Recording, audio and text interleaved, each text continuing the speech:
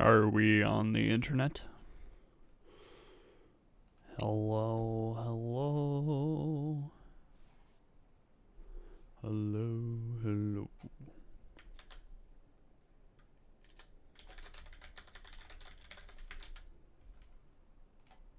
Do our promo.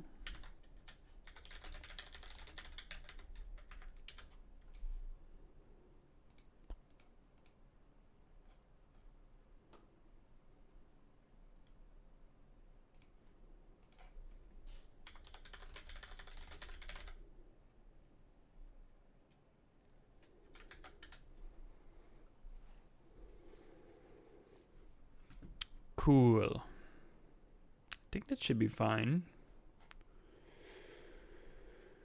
Neat, neat. Starting a little later today just because I slept a little later. Lots of life things are happening and a changing, so let's get some YouTube music going maybe. Hey, can you maybe not?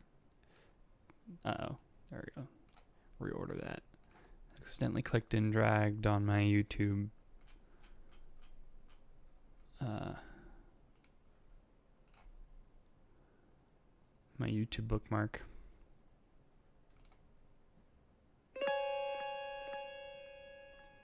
Is that too loud? It's fine.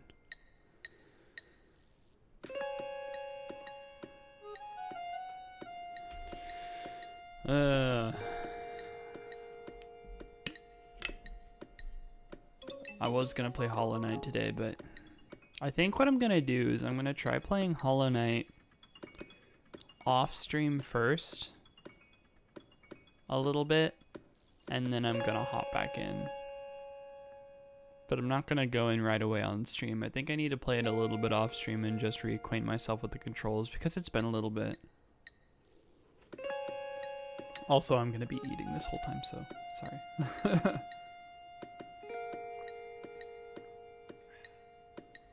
Trying to save money. Eating a little bit more at home. There's a lot of food in the fridge right now, so trying to eat most of that. Keep the strain off my wallet a little bit. Be good. I like the camera settings right now. I mean, I haven't messed with them, but seems like the webcam is pretty much right where I want it, which is strange because it almost never is. Maybe it's because I have like my window a little bit more open, and then I have both of my key lights as well, so that's probably why it looks so good. But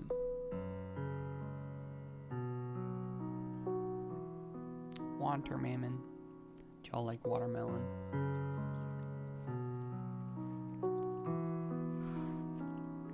I sure do. Just chatting streams are weird when they first get started because it's like, I guess I'm just gonna hop on. You know what? I have another place I could be promoting the stream. I just realized. I wonder if I should do that. I'd feel kind of bad because I don't end up watching the guy's stream whose server it is. But maybe it'd be worth it. We'll see. He's kind of like a... What is that, a PNG tuber? That's a thing now. VTuber. I didn't know PNG tubing was a thing. That's like so underground. That's a niche of a niche when you think about it. Like you have VTubing. Like you have streaming altogether, alright. And then you have whatever game or content you like to stream, and then you have VTubing, which I guess can kind of like is bigger than that, right? Or VTubers. Would you call it VTubing? I don't know anything about it.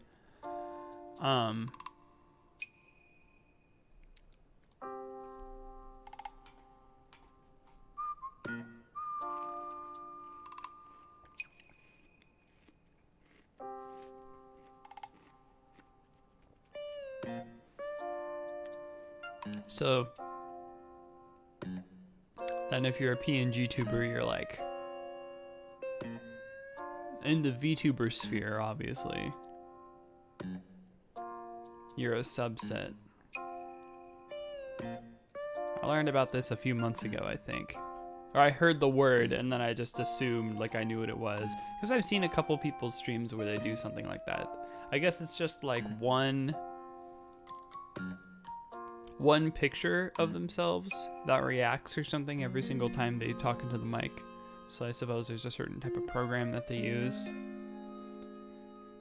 That might actually be a good idea. I might want to do something like that.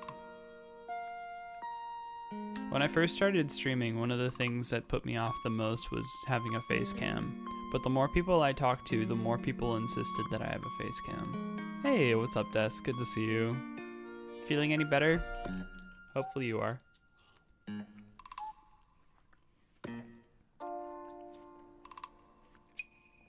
Tell me everything you know about VTubers and PNG tubers. PNG tubers is like ridiculous, but hey, what's up, Alfie? Welcome to the stream. Hey, what's up, Shira? Welcome to the stream. Wow, everyone's showing up all at once. Hey, what's up, Sid? Welcome to the stream. Hello, welcome. A really bad headache. The power of Western medicine is keeping it at bay. What's Western medicine? Alfie, I will give you food. I have watermelon and I have cheese. Do you like pepper jack? I've been starting to get pepper jack on my sandwiches instead of Swiss. It's pretty darn good. Mmm. Western medicine. Yeah, suddenly all at once. Damn.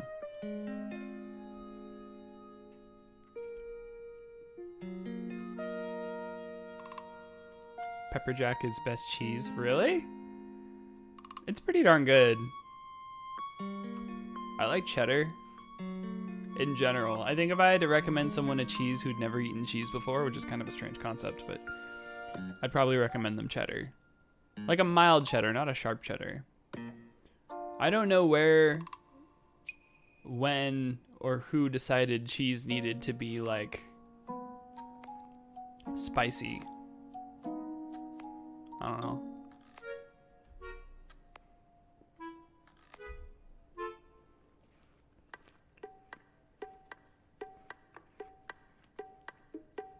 As a kid, I thought spicy cheese was like the devil.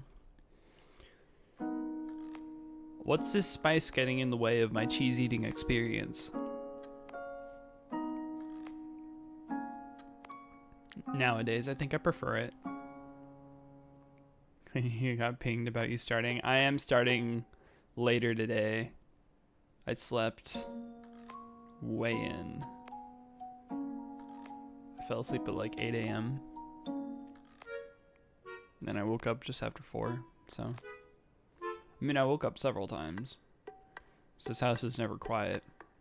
And I have some noise canceling headphones that I wear, but they only work so well. How was school? It hasn't started yet. It's tomorrow. I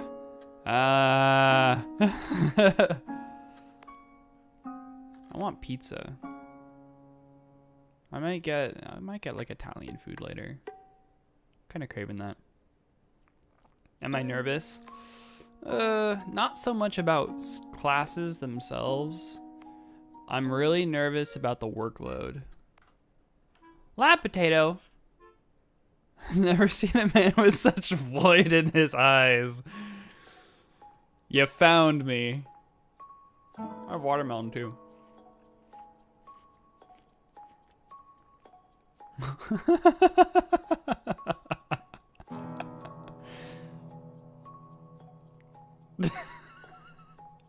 I don't know why that's so funny to me. Welcome to the stream. We'll pack extra snacks. Thank you. I'll need them.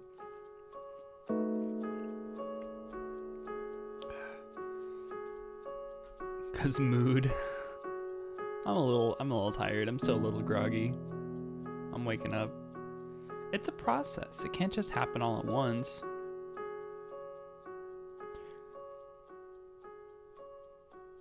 But yeah, I am excited. A little nervous just because of the workload.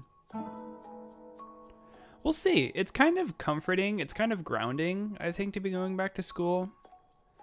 Through this process of reapplication and registration for the classes, I know it's like way too far off, but I'm remembering a lot about when I was a kid and when I was going to school, like elementary school and stuff.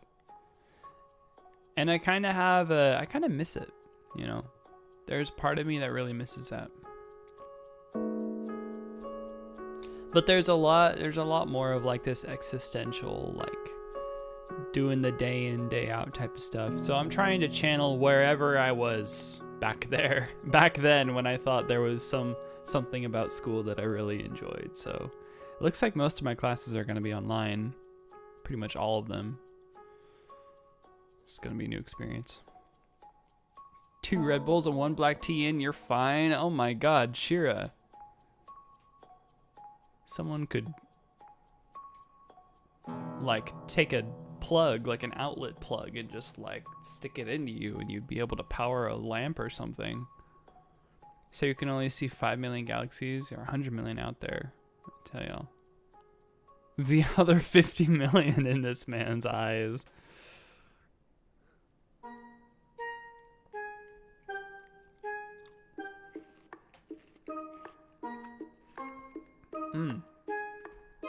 I was commenting earlier, the light today is really nice. I think it's because I opened the blinds on my windows a little more than usual, so I think it's really filling the room. I only have my 2 key lights and then I have the light open, so that's probably why. And I was noticing, I was like, the camera settings are really nice. I didn't mess with them, so I don't know what's up with that.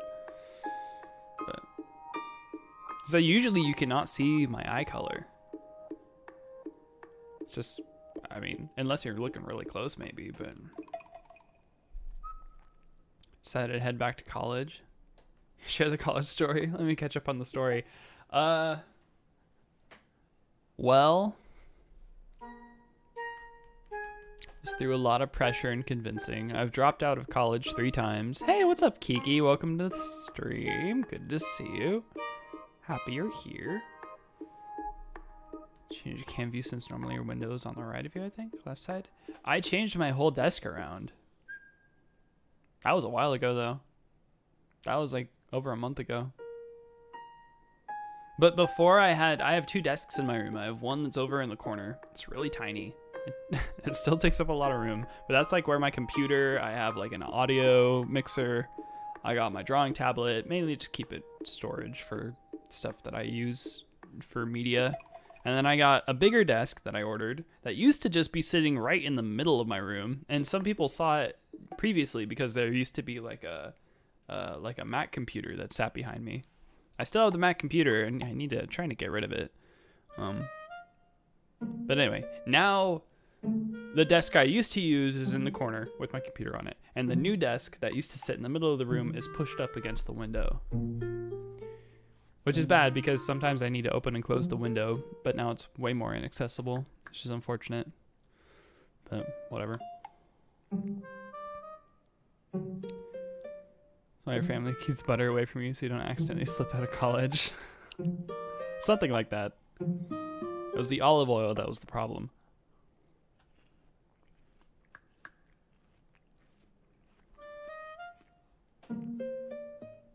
Raid!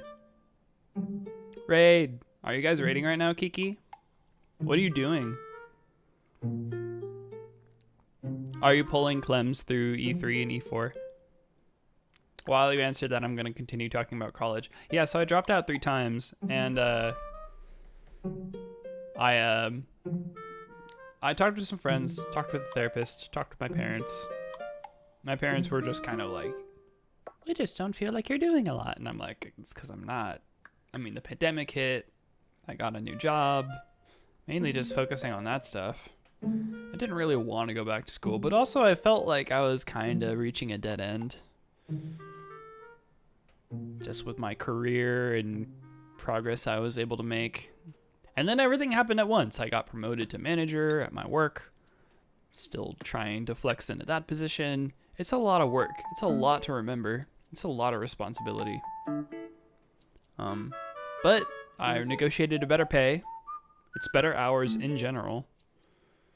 And the people seem cool. So can't really ask for much more.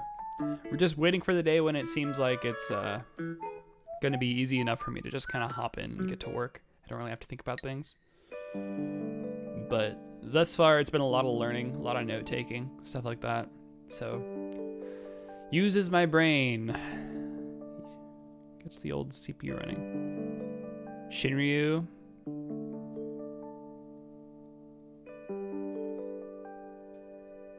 You're out.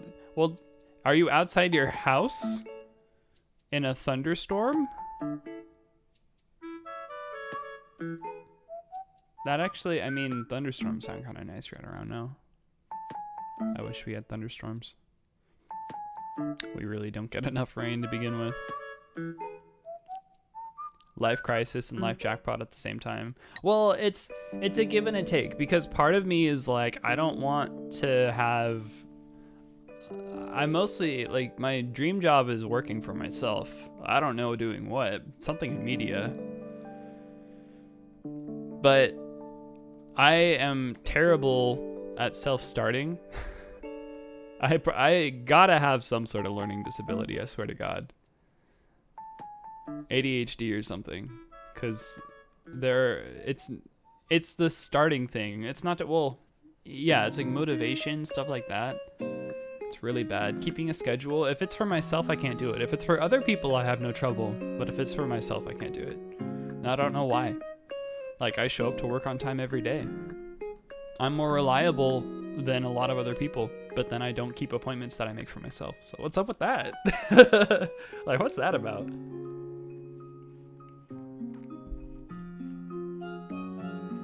Outside the raid. Oh, I see. Well, we'll keep you company. It did seem like a quarter life crisis, though, for sure. Get tested fairly easily in college. Oh, yeah, I suppose. Maybe I should talk with one of the college counselors. Kind of see how that goes. I mean, I see a therapist.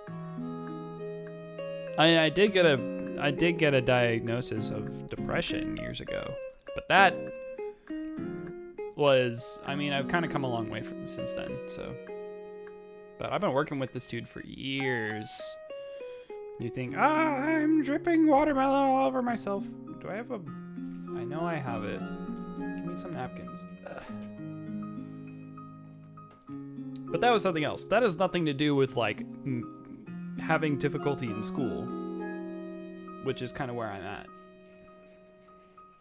So I'm worried about managing the workload. I'm worried about getting scheduled homework and then not being able to sit down and do it, you know? That's what I'm worried about. Don't take yourself seriously enough? Yeah, maybe. I think there's truth to that. But I think a lot of it is also... Here, I'll loop this. It's hard for me to decide. I'm very indecisive. And now I think I've more or less kind of narrowed down like what I want to be doing. But it took me years. Like some people I went to high school with pretty much knew exactly what they were going to be doing coming out of high school. I went to a magnet school for the arts, so people, I mean, were there for a reason. They had, you know, they played an instrument, they did visual art, they danced, they were an actor. And I have some friends that are currently very successful in some of their endeavors. So it's really cool. It's neat to be adjacent to those people, but also when you get to be several years out of high school now and you're just now kind of figuring things out, it feels like a little bit behind the cut, but yeah, I'm still here.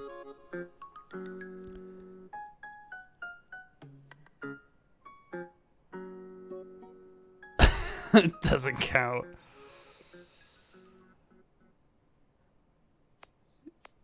Changing back and forth through 30s or 40s, changing idea or goal is fine. And I mean, ultimately, people hold multiple jobs over their career. I feel bad for the person who wakes up one day, realizes what they want to do, and then does that for the rest of their life. I've held over 10 jobs in the last 8 years. Now it's more. Now it's like 12. More and more job titles.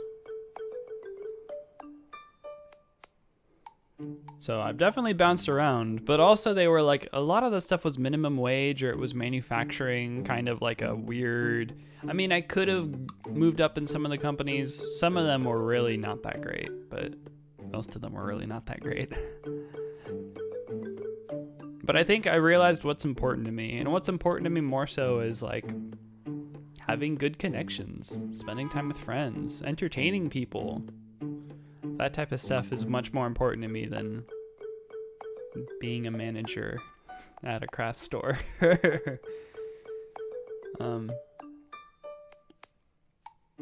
But it's definitely hard to convince myself that like that's where I should be focusing my time. Like the time, like right here, right now, it's really hard for me to convince myself like, oh, I should do this. And that's why streaming has been really weird for me, because before I started streaming, I still had this issue where I couldn't keep promises to myself, or I like couldn't keep a schedule for myself. But I managed to stream multiple times a week for over a year now. Well, about a year. It is over a year, technically, but the anniversary of the stream was like a few weeks ago, a week or two ago. 12 is a big number. Range with a rifle already.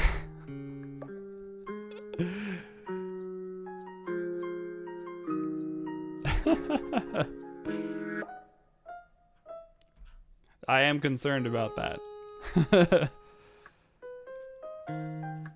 Starting is super hard for you. Oh, yeah. Like, there's the starting aspect of it. I mean, people always say, like, the first step is the hardest. I don't agree with that. I think the second step is the hardest. Because you can try a whole bunch of different things, and you can be super indecisive.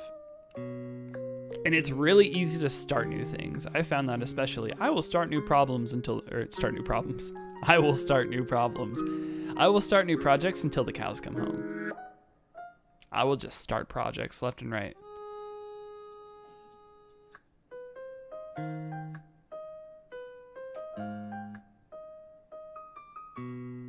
But finishing them, that's a different story. That's why I say I'm indecisive, because a lot of the stuff that I want to do, it takes multiple days. It's going to take hours to accomplish. But if I can't do it in like one session, in one sit, if I can't sit down and get it done within like 4 hours, I'm probably never going to achieve it. Probably never going to accomplish it.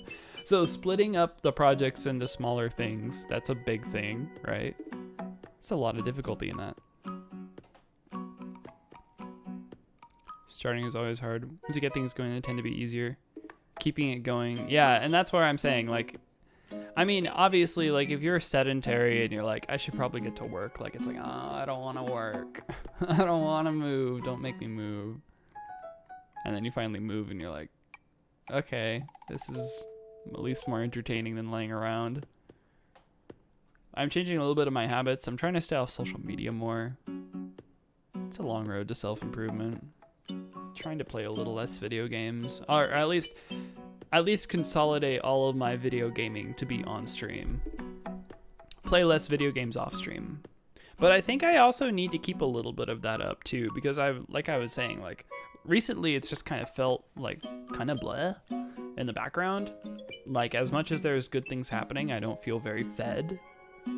No pun intended, because I have food, but hey, what's up, Isaburo? Welcome.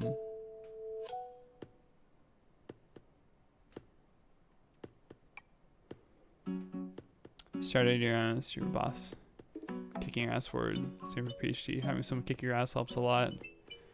Oh yeah. Yeah, definitely having people kind of on your side supporting you. That's a big thing. Personally, I like collaboration. If it's a project, even if it's a personal project, I would feel better working with someone on it. or like having someone to bounce off of, especially when it comes to creative projects. I've been in bands before, and if you leave the writing up to one person, unless that person thrives writing just by themselves, most of my music writing has been with other people. And that we could do a song in a day, no problem. Will it be good? Probably not super great.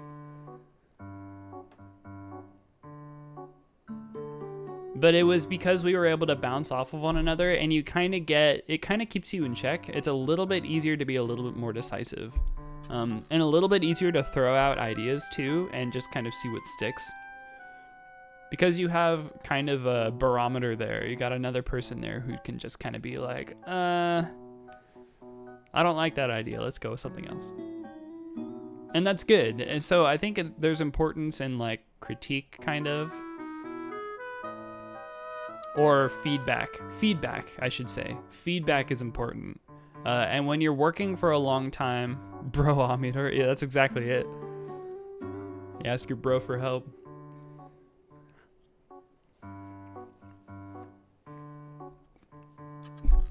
And all of your friends. How bro people are to each other. If you ever need a bro, just get your broometer. They'll tell you. They'll tell you. Is it like bruh? Is it more like bruh? Or is it like bro? Or is it brother? There's a lot of things. This is why it's important to have a broometer on you. At all times. Poseidon, king of the Broshan. Oh yeah. It's been years since I heard that.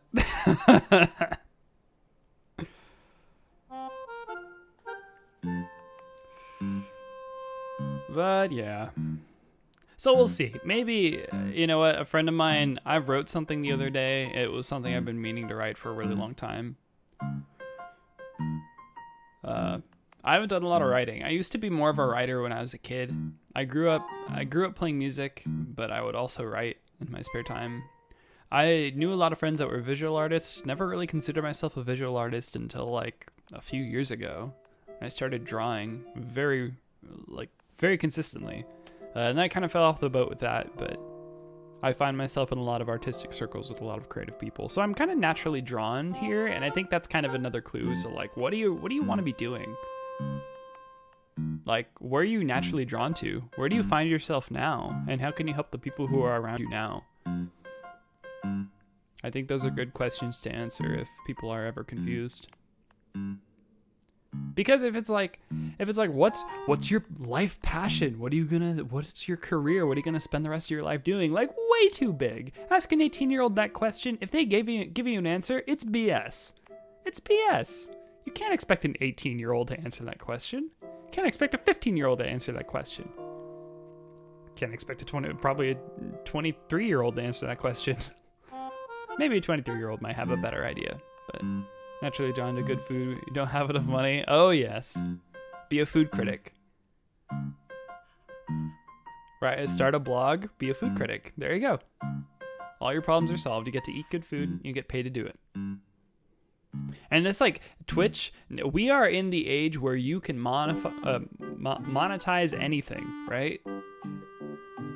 I am just chatting on Twitch and people are subscribed to my channel. This is the riveting content you're paying for. Well, I mean, supporting. It's free. You don't have to pay me. I would do it even if people weren't paying me. And I've done it without people paying me.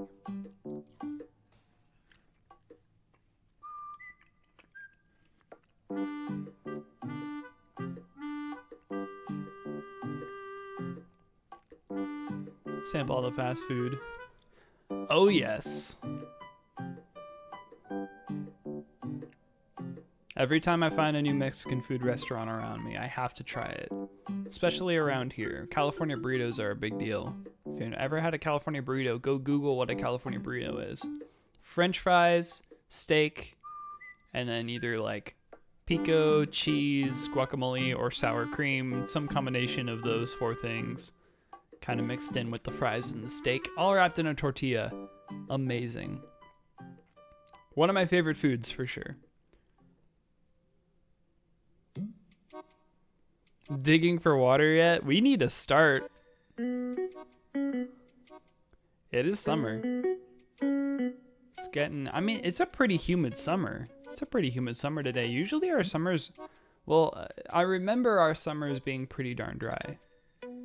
They really, it doesn't seem like they've been super dry recently. Much more humid, which is kind of strange, but I mean, it's good for the plants that live here, I guess. It does give us a little bit more of a tropical vibe, but harder to condition the air.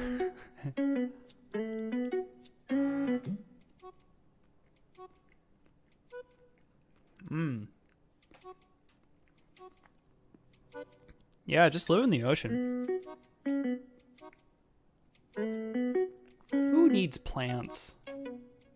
We don't need plants. We don't need livestock. That's stupid. Sushi exists. Sushi is okay. I can't say sushi's better than steak because steak is pretty darn good.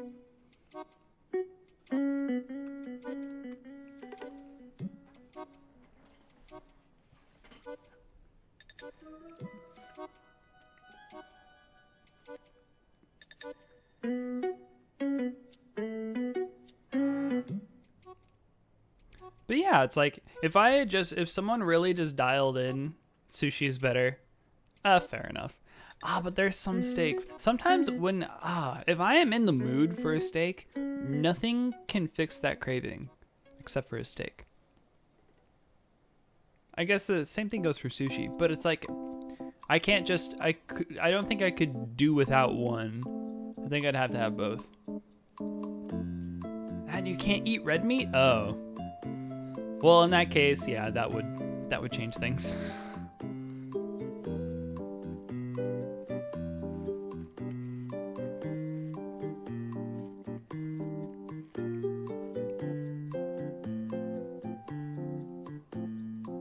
But when I was 18, if someone just really dialed in, like, just do what you can to help the people around you, like, I'd probably be more into it.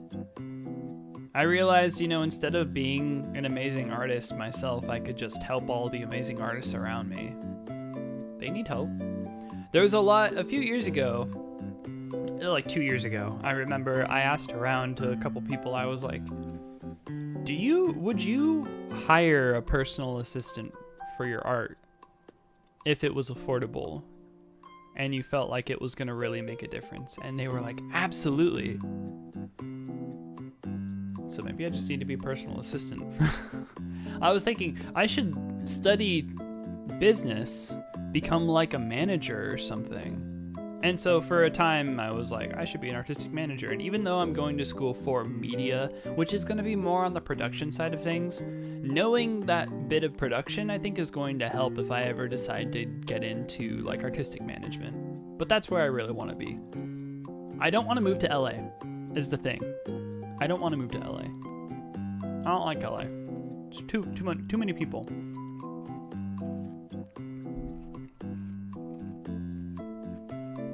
But there are other places that have centers for creativity in the US, so I might just move there. We'll see. I'm not opposed to moving around. I got a couple different ideas in mind.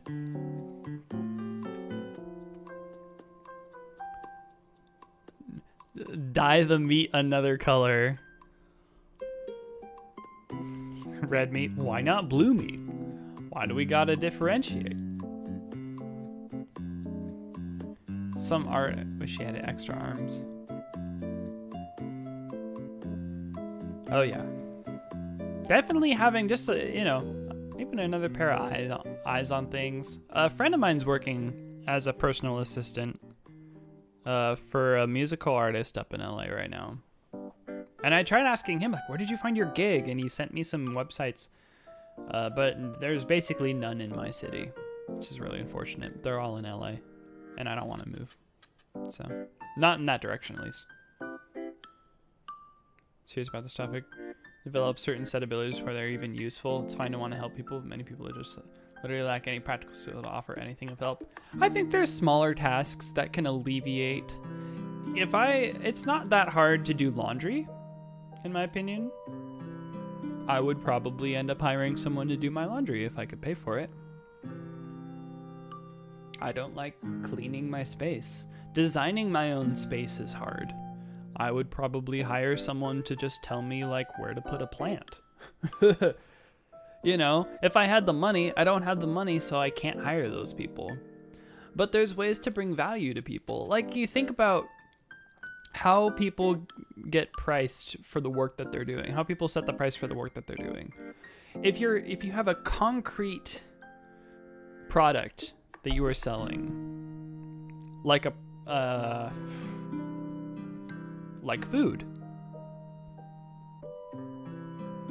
there's probably like a suggested price, but you pay more for different, nicer food, right?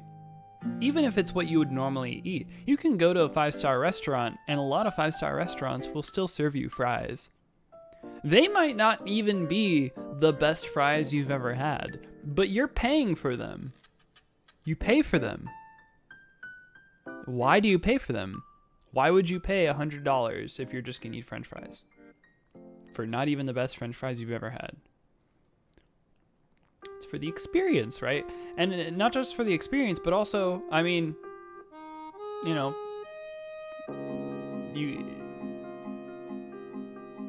there's something prestigious about it, right?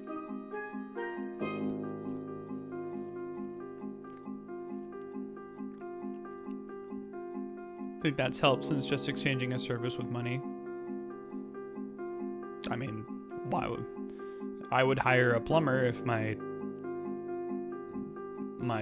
toilet started having issues, or my sink started overflowing. Like,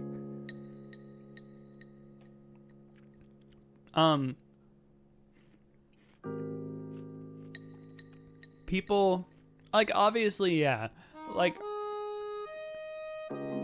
normally it takes like there's obviously some sort of like base level of competence that someone needs if you want to help people out.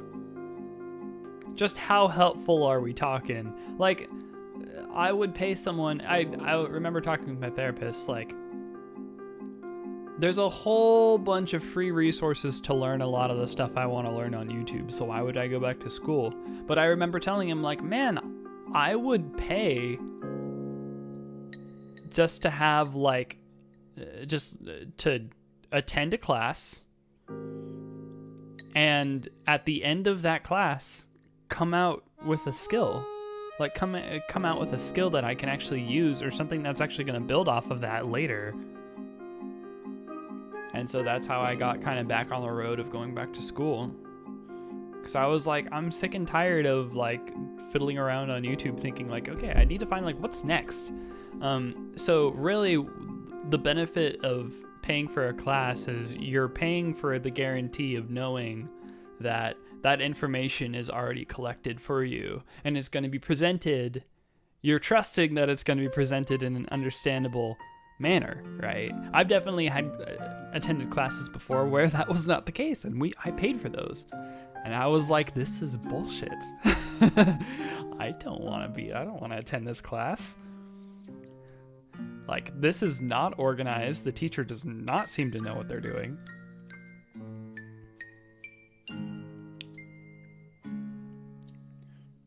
And the value of things. Some things are just marked up. Some things just cost more. And they don't have to. But people charge more and people pay more. Because the correct price is the one people will pay. That's it. That's the bottom line. If you are selling an art piece, the correct price is the one people will pay. That is how you have Jesus chicken nuggets or bread with Jesus's face burned into it, selling for millions of dollars on eBay, because it's worth what people will pay for it. That's it. That's it. It's art. It's modern art. There's a banana taped to a wall. People went crazy and bought it for $2 million. Go look up Comedian, it's called. Banana taped to a wall. What do you want to pay to be happy? Just a little because you don't have the money. Oh, for sure. Well, you have two major currencies. Your time and your money. Those are the two main resources that we exchange for goods and services right now. You have your time and your money. Or well, time and your assets. So, like, if you have a house, you could pay for things with the house. Take out a mortgage on your house as collateral, right? You do get money that way. How do you get that money in the first place? Well, you spend your time working at a job.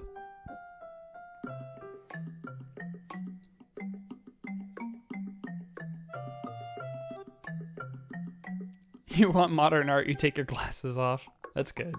That's a good one. I like that. Free filter.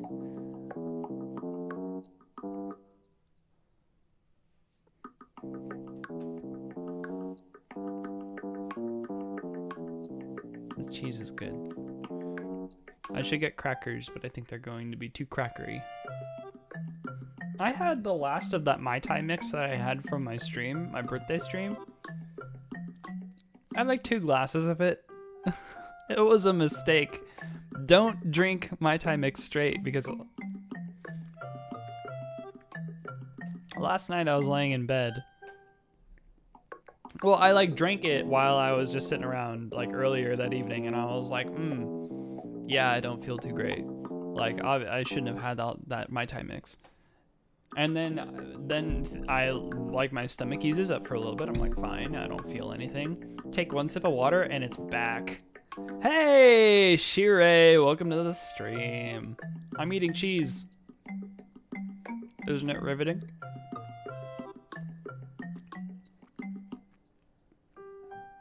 How are you, Shire?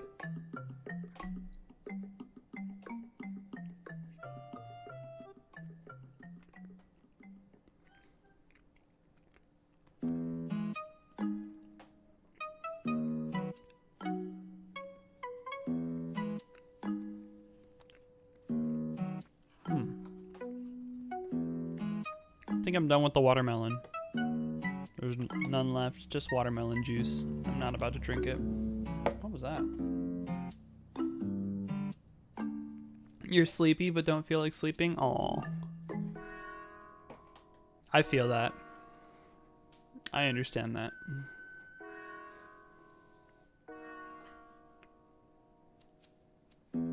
It's good to see you. I haven't seen you around these parts for a little bit.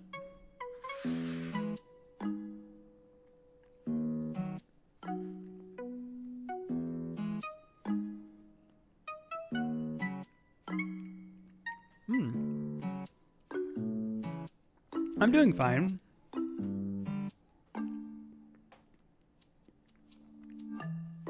I start school tomorrow, so happy about that. A little nervous, but I'm sure we'll get through it to the best of our ability.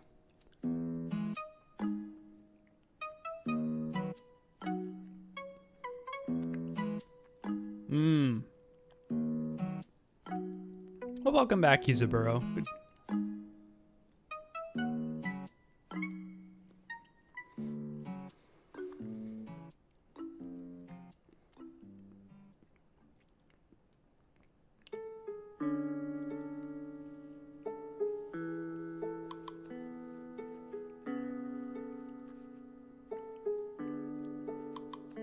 I was telling a friend of mine if I could pay off all of my credit card debt, I would buy a Nintendo Switch.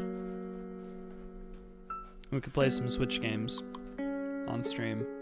I need to buy a capture card too.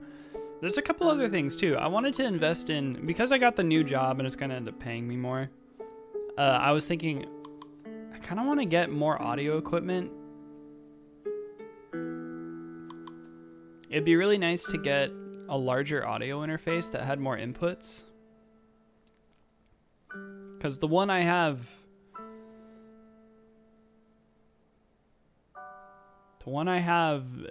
only does 2 inputs right now. And I was thinking if I wanted to do a bigger operation, if I want to like do something like play my keyboard and also sing at the same time, I have to... I need 3 inputs for that because the keyboard is a stereo, right? So it's 2 inputs. for a left and a right channel. And then I would also need one for the mic, which is a mono.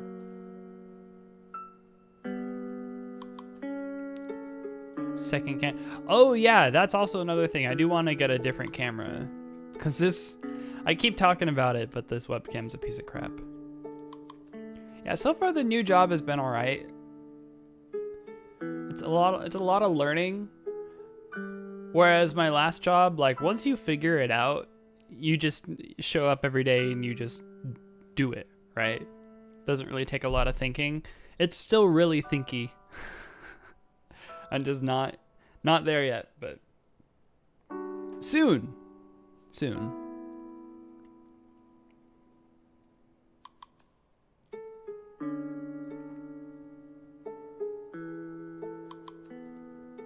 But yeah, I did want to get a new camera, new webcam. There was one I had my eyes on.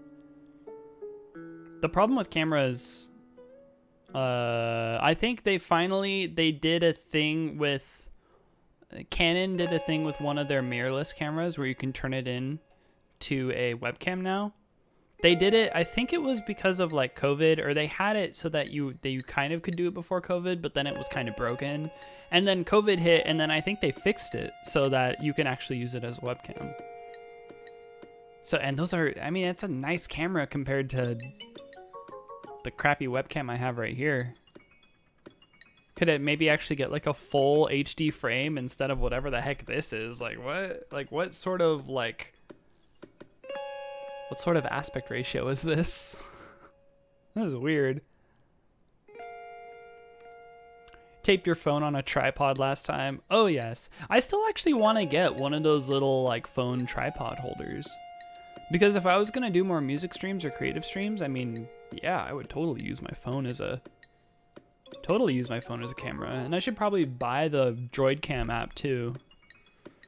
The thing that I use to stream, because I could actually get like a 1080p stream from my phone camera if I bought the app. But since I'm using the free version, I can only do it's like 640 by 480. It's like nothing crazy. Except we wouldn't need tape. I would just have to actually buy the mount for it. But we'll see. All right, now I'm getting so ahead of myself with like buying things I don't need. Right now I need to downsize. I actually need to go through, there's things I need to like return to Amazon. But yeah, I'm just like running out of space in my room. So probably need to actually consider that. More new job allows you to learn and grow. It's the greatest job to have. That's true. Yeah. And I definitely am learning and growing. For sure, learning a lot. Tape improves everything. Everything needs tape. It was Scotch tape. It was like the type of stuff you would tape pieces of paper together. It was not meant to hold up a phone. But I wasn't about to use duct tape because duct tape leaves a residue. And it was an actual camera tripod, so. But hopefully in the future I can accommodate it a little better. We'll see. I don't know when the next music stream is going to be. I don't want to say anything, because the last time I've said things like, oh, I want to do a music stream this week or this month or something, like I always put it off, and it ends up getting put off like longer and longer. And then it finally shows up and I'm like, I don't know what to play. It's just going to be the same stuff that I've played previously. So I'd like to actually put together some nice music projects that have a little bit more depth than just me playing piano or singing into a microphone or something. And I got a few ideas. And I can do it with the tools I have right now. But, well, maybe not completely with the tools I have right now. I do have kind of something in mind. But yes. I mean, while I'm getting into media production, I need to be working with these tools anyway, so. It wouldn't be a bad investment, in my opinion.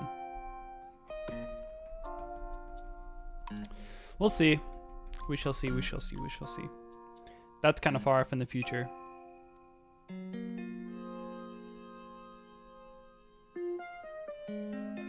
Set a goal and challenge yourself. Yeah, we were talking about that earlier. Talking about how bad I am at following through with things. We were saying, like, the first step isn't the hardest, it's the second. Because the first step is, like, you can start tons of different projects, but how many do you actually finish, right? Finishing projects is a lot harder than starting them. Do the music, get the subs, many monies. Oh, yes.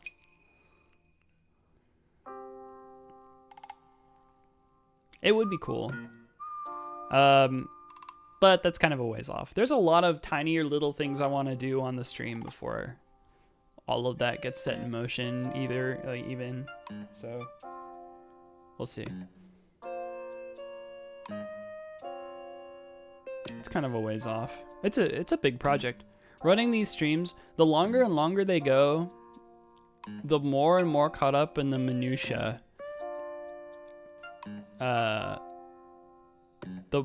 The easier and easier it is to get caught up in the minutia. That's what I meant to say.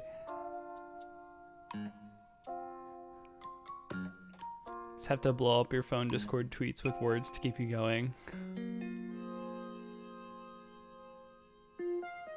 Yeah, I don't know what would help.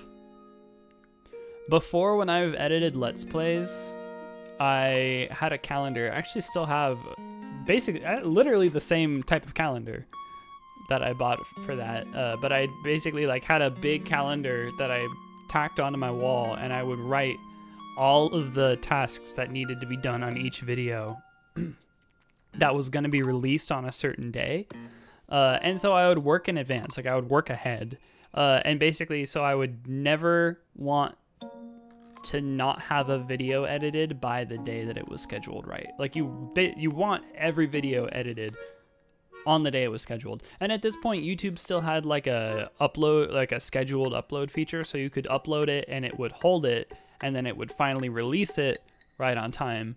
And me and a friend of mine were doing Let's Plays for a few months, and we kept up that schedule of a release a day for a long time. I think we released every day except for weekends.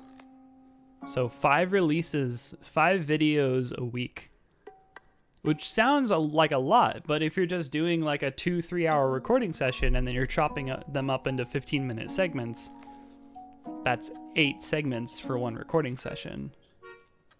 That's 8 videos for one recording session. But that's kind of like an old format that a lot of people don't use anymore anyway.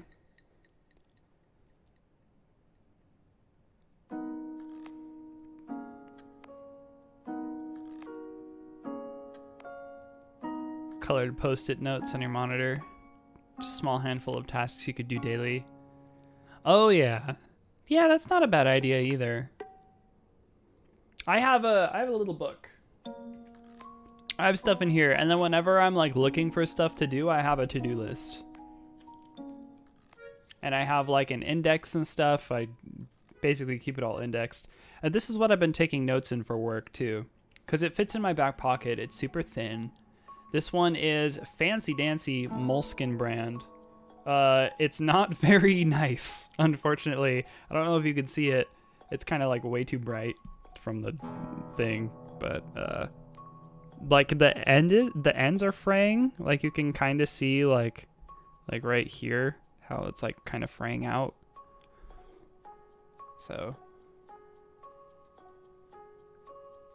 that's kind of a shame. I wish it was a little hardier just to keep in my back pocket. But it's got this kind of like plastic covering over it, and it doesn't make it too wrinkled when it's in my back pocket, so.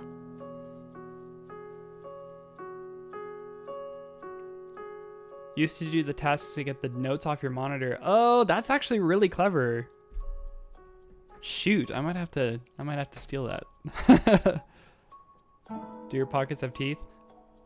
I hope not. I've been reaching my hands in there. I do have a pair of shorts where I think almost all of the pockets have holes in them now. I can't wear them out anymore. I want to get it repaired, but I don't know. I was thinking maybe I'll just like go to a tailor and be like, can you just put new pockets on them with a better material that's not gonna break? But I don't know who to go to. I'll find someone. I had a friend who was working with linens and stuff like that.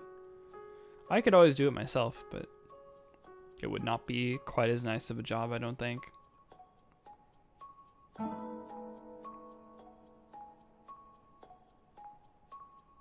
But I'd love to get those shorts repaired because they fit perfectly. You ever had a pair of pants that fit perfectly? You don't even need to wear a belt.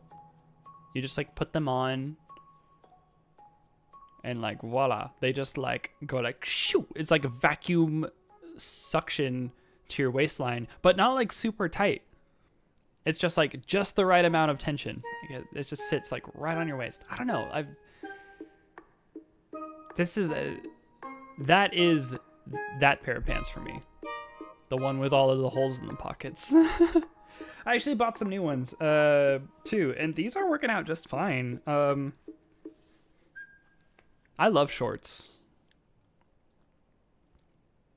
Long pants suck. I need to get some long pants, but I need to get some that are going to be like, I need to get like slacks or something. I need something that's going to be thinner and more breathable, but also that looks casual. I don't like looking super formal. So we'll see. The search is on. Me and pants. Yeah, Shira was here for a stream not too long ago. We talked about joggers. I think it needs to be a little more formal than joggers. Maybe. I mean, these have an elastic waistband though. I don't think I could wear these to work.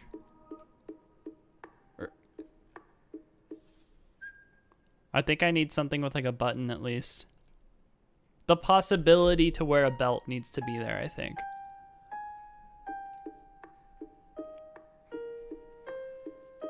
It's hard. It's really hard to find. When I have something specific in mind, I will shop for it. I will scour the length of the internet, the depth of the internet to find it. There are some that have the button. I'll have to look around.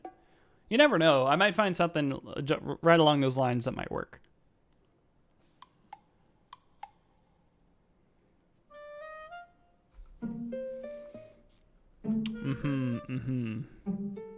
I was gonna draw today.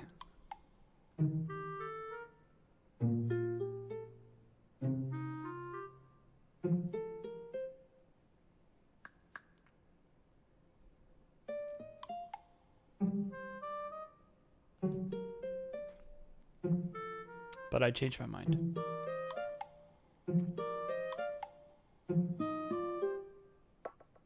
I have a few and lost use of your right hand. I could see how that would probably help. But with the waistband and all. Because, yeah. Not having use of your hands sounds a lot more difficult to button buttons. I remember when I was tiny, and buttons with two hands was hard. So I would not wish that upon anyone.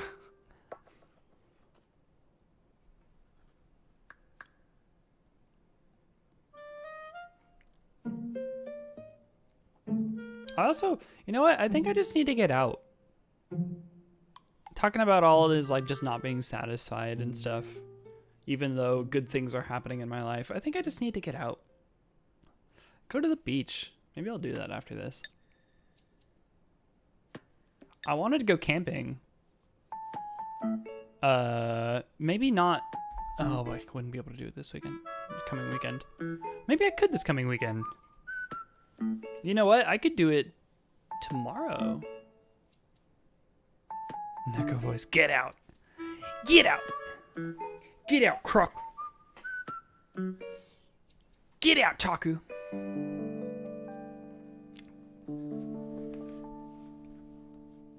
It's my Neko impression. For those of you who haven't met Neko, Neko is a wonderful human being.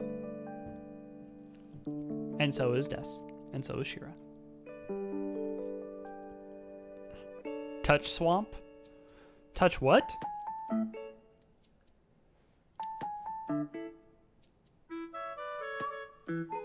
Touch the swamp? Imagine how is touch the swamp?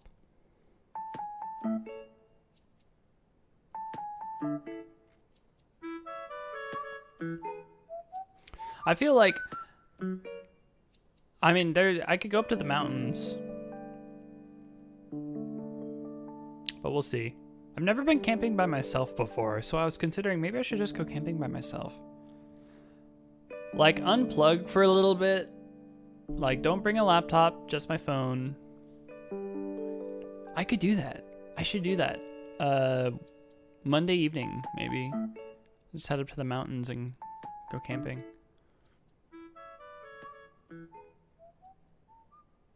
Bring a book, read a book. Go outside and touch grass. Oh, but since I'm a croc, oh, so you touch the swamp. Yeah. Are swamps freshwater or saltwater? There's a lagoon, which is brackish. From my understanding, crocodiles are almost exclusively saltwater, but I could be wrong. Alligators are both saltwater and freshwater, I think. No? Maybe I'm wrong. Let me see. Let's get to the bottom of this. Are crocodiles freshwater or saltwater? Crocodiles exist in both freshwater and saltwater, whereas alligators prefer freshwater environments. Never mind! So I had it the other way, it was backwards. Swamps are freshwater, but some can be brackish. Okay. So yeah, I suppose a crocodile could live in a swamp. Right? Where do crocodiles live? You'd think with a name like Crocodile, I would know all these croc facts. I don't know croc facts. It's been freaking years. I've had the name Crocodile for years. Take a buddy, please be safe. I was thinking about taking a friend. I don't think I have a friend who wants to go though. We'll see. Or a friend who can go even. But also it's not too far away. It's like an hour drive. Just an hour drive to stay in a campground. So I'd be around other people. I wouldn't be completely alone. Croc exposed. Your buddy, take me. You're also sick and you need rest. I would take you though. In Florida, they live in a pool. Oh yes.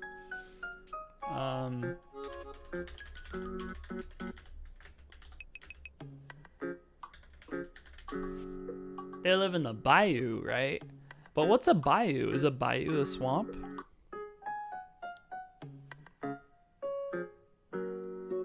American crocodiles like to live in brackish mangrove swamps along the coastline in the Florida Everglades. Is that the only place where they live? I mean, obviously there's a lot of different types of crocodiles. Inevitably, we devolve into crocodile discussion on this stream.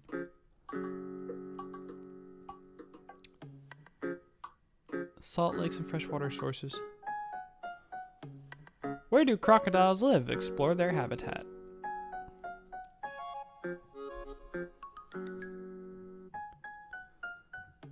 Swamps, marshlands, brackish waters, lakes, rivers. Well, that's definitely correct. There's a lot more than the habitat of this reptilian species. Are they reptiles? What's a... Hang on. I should really clarify. This is all science that I'm doing all in the moment. Maybe I should like take some time off of the stream to do this sort of research, but state of Florida is the only place in the world where crocodiles and alligators live together. The southern state is home to the American crocodile and American alligator.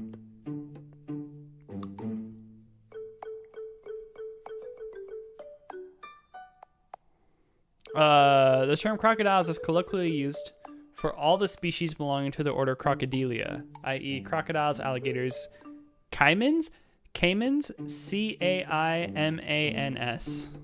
I never found a good way to pronounce that. Pronunciation. Cayman. Like he came in the door. Bayou refers to the body of water, like slow-moving water or a marshy lake in the swamp. In the swamp. Oh, so a bayou is like a part of that. It's also a U.S.-only term. Porsche Cayman. I didn't know it was a U.S.-only term. I figured they had bayous in other locations too. But people refer to it here.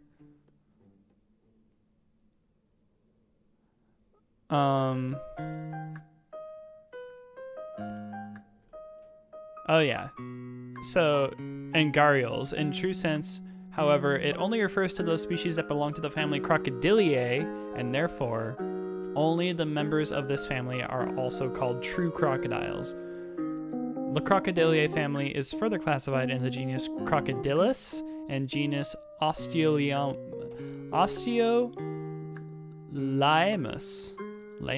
Osteolaemus? It's kind of hard to say very quickly. Something where you have to really, like, make sure you're not tripping over the words. Found out about the word bayou from the song Smooth by Santana. Oh, really? I figure that's a thing that could be used to describe things in other locations. But I suppose we might only use the word here, which is kind of strange, considering that I feel like it's internationally known. I think I first heard the word when I was, like, in grade school, though.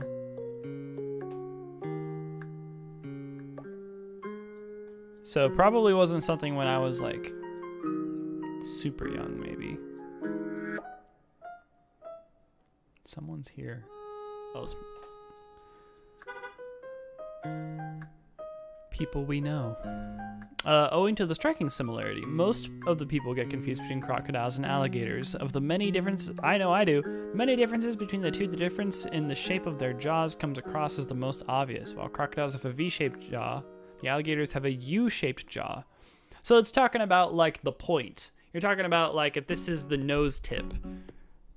Saying crocodiles have a V-shaped jaw, so it's a little bit more pointed, and then alligators have a more U-shaped jaw, so it's like this thicker, meatier one. Which is weird, because everyone's like... People always joke, like, alligators eat babies with an A shape. Crocodiles eat babies with a C shape. But that's not true.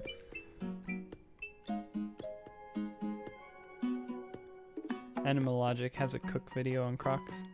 A cool video. And about Bayou from all the CSI Miami. That'll do it. That's probably how people know about it. I remember reading a lot of, like, we had a lot of animal books growing up. I loved reading books about nature and animals.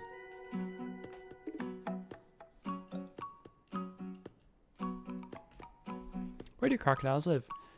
Geographical range of crocodiles spans North America, South America, Asia, Africa, and Australia. Reptiles are not found in Europe and Antarctica. Antarctic crocodiles, oh yes. Their natural habitat predominantly comprises freshwater sources like rivers, lakes, marshlands, etc., as well as the brackish water found near the mouth of a river. Given below is a list of all the extant crocodile species along with the details about their range and habitat.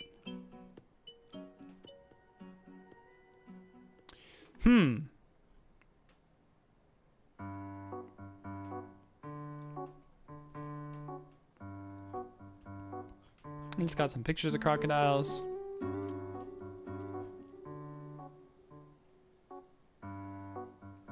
Gosh, there sure is a lot of them. This is actually a really good... This is like one of the best articles I've ever written on this subject, actually. I should bookmark this and read it later. As a kid, I used to be really into wolves. Where should I put this? I guess hobbies. I don't really have a place for it. I used to be really into wolves, and I used to have tons of books on wolves, and I knew a lot. I read a lot about wolves and learned a lot about wolf behavior, kind of how they lived. I would watch documentaries on them, and it's weird now that I identify so closely with crocodiles as an animal, seeing as that's kind of become a big central part of my online identity, and I don't really know a lot about them. Truth be told, I don't know a lot of the more nuanced bits of it. I did watch a documentary about them, but it was in Spanish, and I don't understand Spanish very well. I understood enough to understand like what was happening and what the narrator was like talking about, but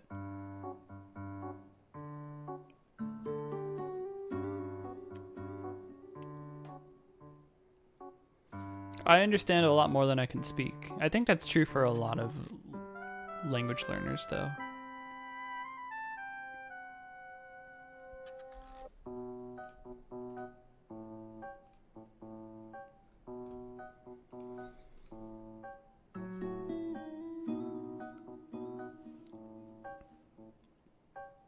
I'm hungry. What did I say I was gonna get?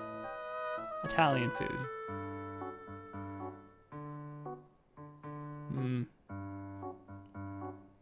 I will do that soon. We're probably still gonna end on time. I know I started late, but also I didn't really intend for this to be a very long stream to begin with. So we're looking at 6:30 right now, so we'll probably hang out for another 30 minutes. Pasta. Yeah, I'm thinking pasta. There's a place I want to go. As a matter of fact, you know what? I should hit up... I'm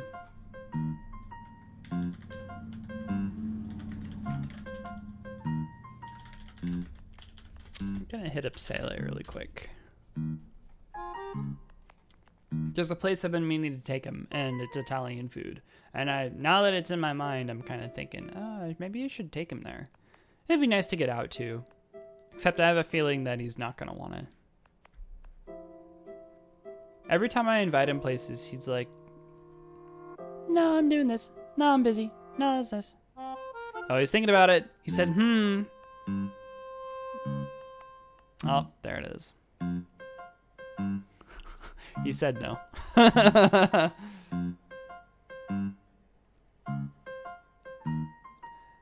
Jollibee spaghetti is pasta. I don't know if our Jollibee here has spaghetti.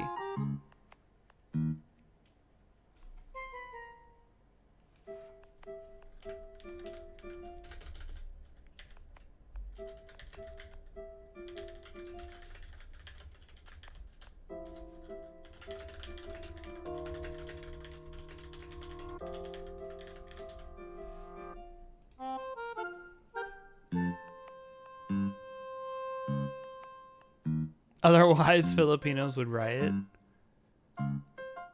I didn't realize the spaghetti was such a big deal. Wait, yeah, I did. Freaking your McDonald's serves spaghetti. I don't know why this is taking me by surprise for the second time.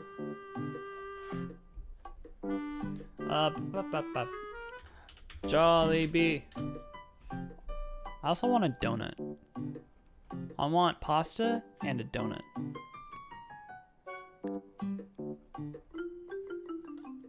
Jollibee USA, our food. I think every single Jollibee is a different menu.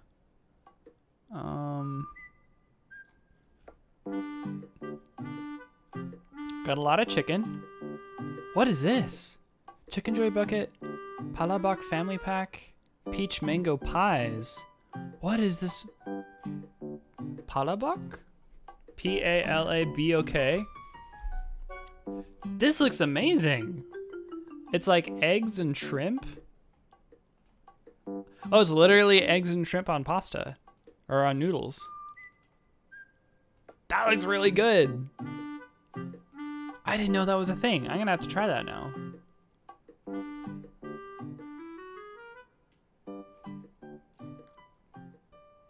Apparently they serve it at Jollibee. Where's the pic? I'll throw it up. Let me find like a particularly flattering picture. This one looks really nice.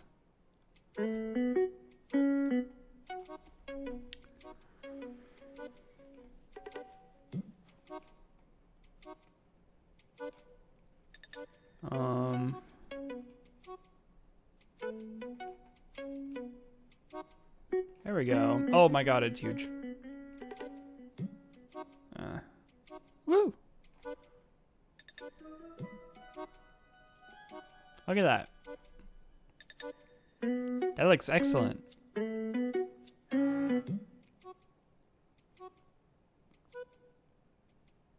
Feed it to the croc. Jollibee will always have chicken, spaghetti, burger, steak, and palabok. It does look tasty. Am I pronouncing that correctly? I feel like I'm pronouncing that in like the widest way possible. The staples. Got that peach mango pie all over the place too. Oh yep, here it is. Chicken Joy with Jolly Spaghetti. How come I didn't know about this? Now I want to try it.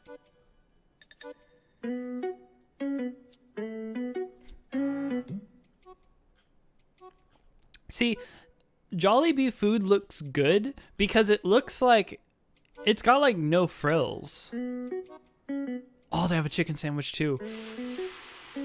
Ooh, I'm salivating. All right, I need to get off here. This is dangerous. Maybe I'll have Jollibee this evening instead. Palabok? Palabok? Peach mango pie is best dessert forever. Palabok? I'm gonna start saying it. I'm gonna be like alone in my room later this evening, just repeating this to myself. Palabok. Okay.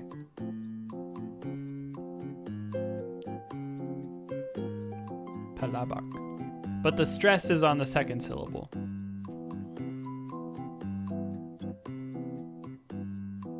I have lessons in how to pronounce Filipino dishes by Des today. This was not scheduled, but it is appreciated. The second syllable. I made a fool out of myself singing a karaoke song in Tagalog in front of Des.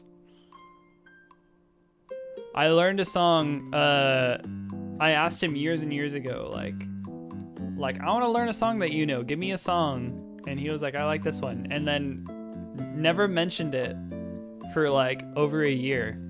But I had listened to it. I put it on my Spotify playlist and played it like over and over, and then would look up the lyrics and just like kind of like would mouth it out until I figured out the rhythm to them. Unfortunately, I didn't really know, like, as much as I know what syllables to say kind of in what order, especially if I'm looking at the lyrics, like I can kind of line it all up with the rhythm, but I don't really know what the words mean, unfortunately. I figured now it would probably be pretty easy to learn, but I don't know. Vocabulary is easy, grammar is difficult. Knowing the grammar, especially in a song, is probably going to be harder. Woe to thee who wants to learn grammar from lyrics.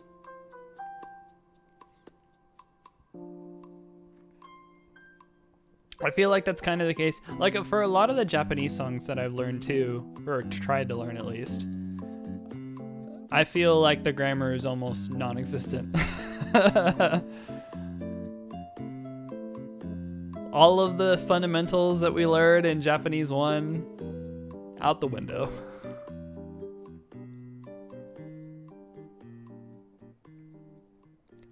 I think with American songs, our grammar is not that good either.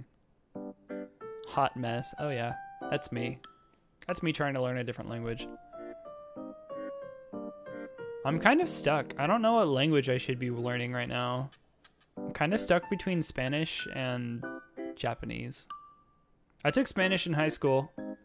Took 3 years of Spanish? Well, 2 years of it. 4 semesters, I think. If I remember correctly. I think I went on Spanish 4. Maybe I didn't do Spanish 4. I think I only did Spanish 1 and 2. Yeah, no, it was only 1 and 2.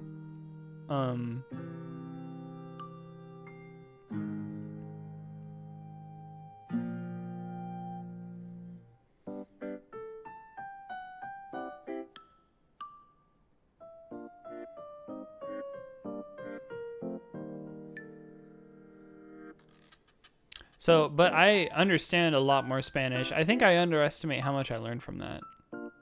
Because I understand a lot more Spanish now. And the conjugation is like nothing. It's so easy to conjugate things. If someone says like a verb to me, I know exactly like what they mean. I might not know what the verb is, but I'll know like the grammar behind it at least, which is saying something.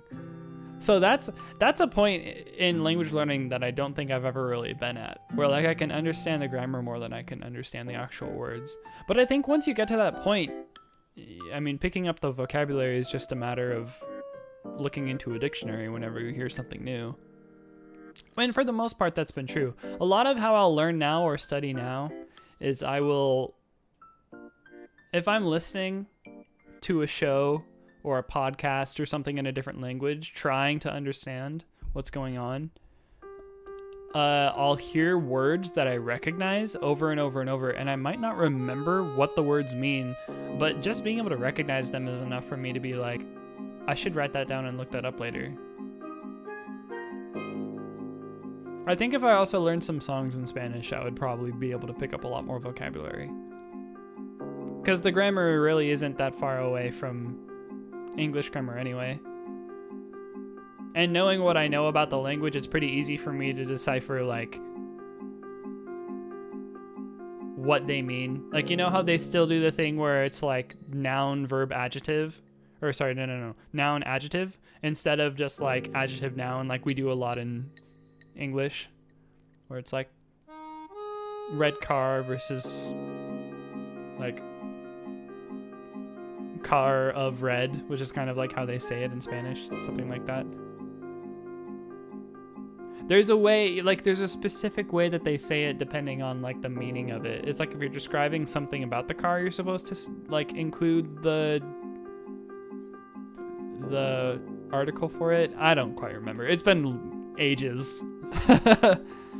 So I don't really know all the words, but you have Spanish song recommendations? Send them to me on Discord. I would love to hear them. I found a couple too the other day, actually. I was like listening to Spanish radio in my car, and I Shazammed a couple of them. I was like, I'll try and pick this one up, because a lot of them, because I would be listening and I could actually understand what they were.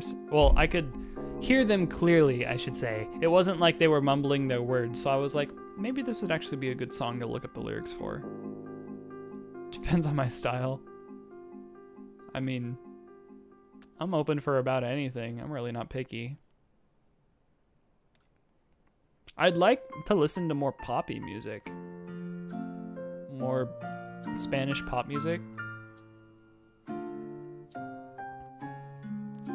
Because I feel like a lot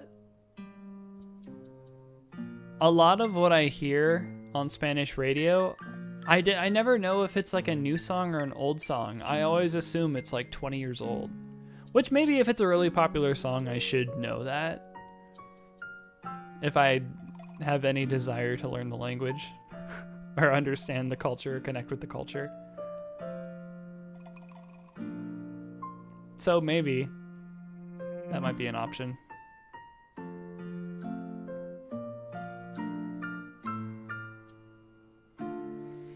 But learning a new language is hard for sure. I think at this point it just comes down to like finding something, a piece of media in the language that I really connect with and wanting to really understand it more deeply.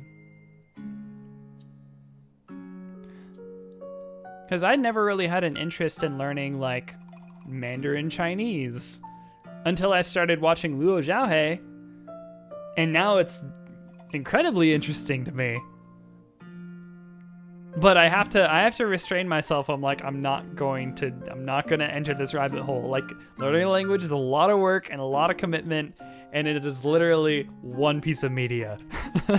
I know one person who speaks Mandarin Chinese. One. And they might be watching this.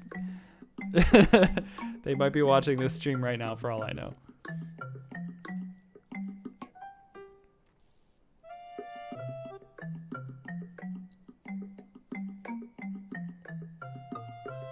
Are you learning? Are you learning Des?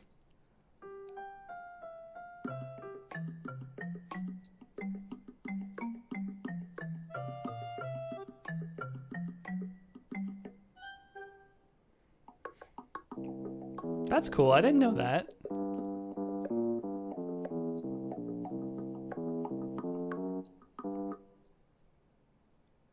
Well, his grandma doesn't speak English. I mean, that's a good reason. I'd be interested in learning. That was one of those things growing up. They were like, a lot of people in the schools that I was going to were like, you should learn, like, if you were going to focus on language, you should learn 1 to 2 languages, either Spanish, which is really important because there's a lot of Spanish people around where I live. And it's spoken on a regular basis. I have people coming to my work who can't speak English. They only speak Spanish. So knowing at least a little bit of Spanish is really important. And every once in a while, there's a lot of people, they'll be able to stumble through with English well enough. And they're pretty confident that they can just kind of like get the point across. But like, it's like a need to know basis for the vocabulary, like, and the grammar. Like, they are not being very careful with them. It's really funny too, because the like English as second language learners that come from Mexico speak English differently, or speak their broken English differently than English as a second language learners coming from Spain. I worked with a guy in video who spoke very little English. Oh, well, I shouldn't say very little English. He still spoke English, but it was like just fundamental stuff. But he was very excited and passionate about what he was doing. It's a very interesting dude to work with. But there were pieces of Spanish grammar that he would slip in and like use English words, but in the Spanish grammar. So like the phrase like little by little, he would use that phrase a lot, except he would always say it wrong. He always said, because it's poco y poco, right? In Spanish, so it's like little and little. The Y is literally and. So it's like little and little, and so he would say it like that. He wouldn't say by little, he'd say and little. It'd be little and little, you'd get there. And it was like, not quite right, but I understand what you're saying. Or you say little e little. He would just use the Spanish article instead. Currently when you talk, it has to go through your phone's conversation translate thingy. Is Wally's grandma interested in learning English or a different language at all?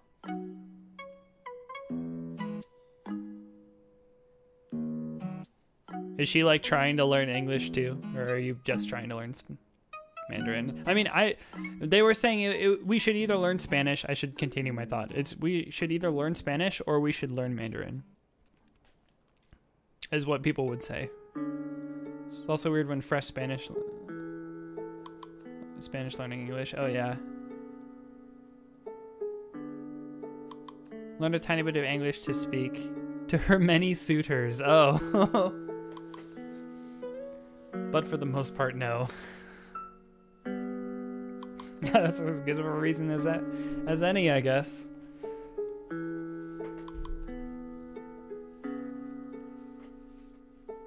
Uh-oh.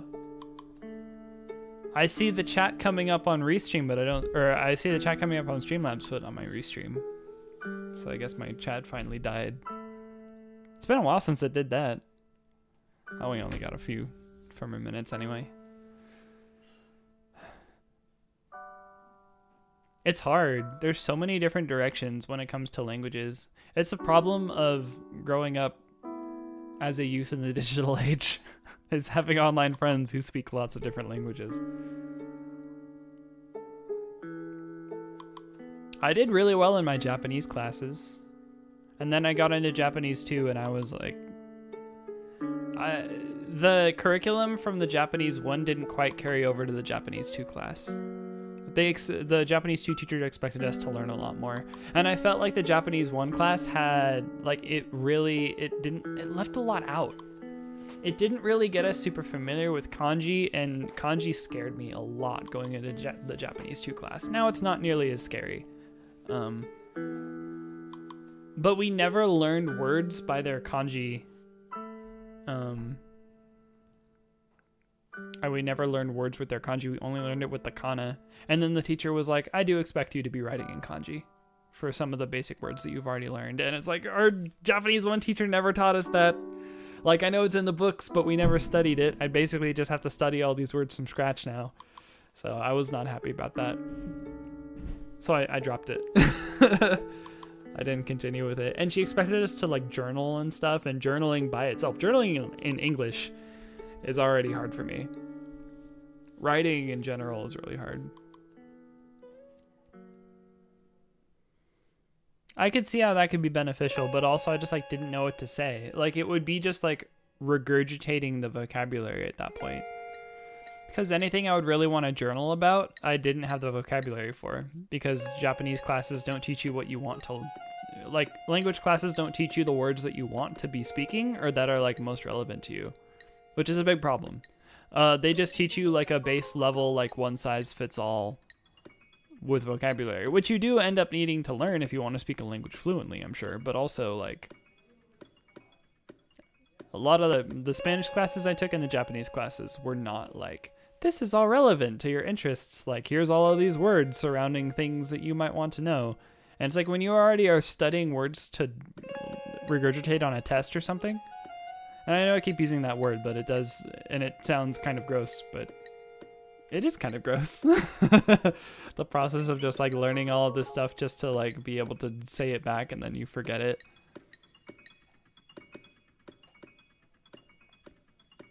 It is encrypted so foreigners cannot understand easily. Welcome to the stream. There's truth in that, though.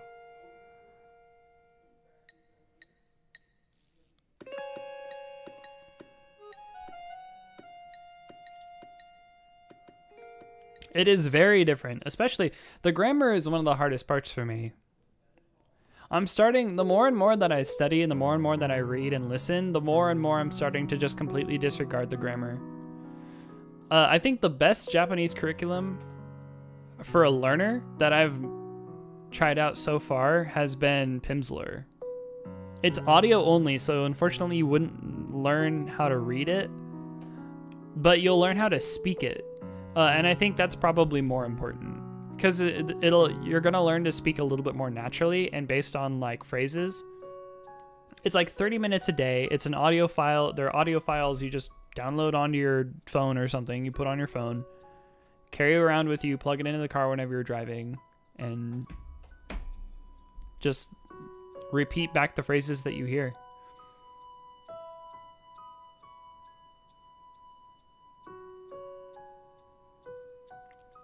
So that's been the easiest way to learn so far. It feels very conversational, feels very easy, and it doesn't like feel like your brain is melting like flashcards make your brain feel. It doesn't do that. So I like that. But yeah, definitely learning Japanese from like flashcards. Reading is really hard. Try to learn German. Any advice appreciated. I haven't tried to learn German.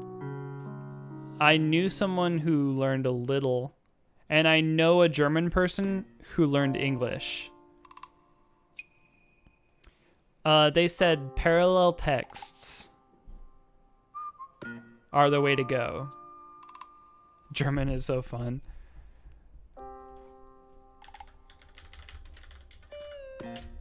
At least from like... as a German learning English, he said it was really easy to learn because they would give him readings and then you just have all the new vocabulary on a list for what he was doing. Or look up graded readers.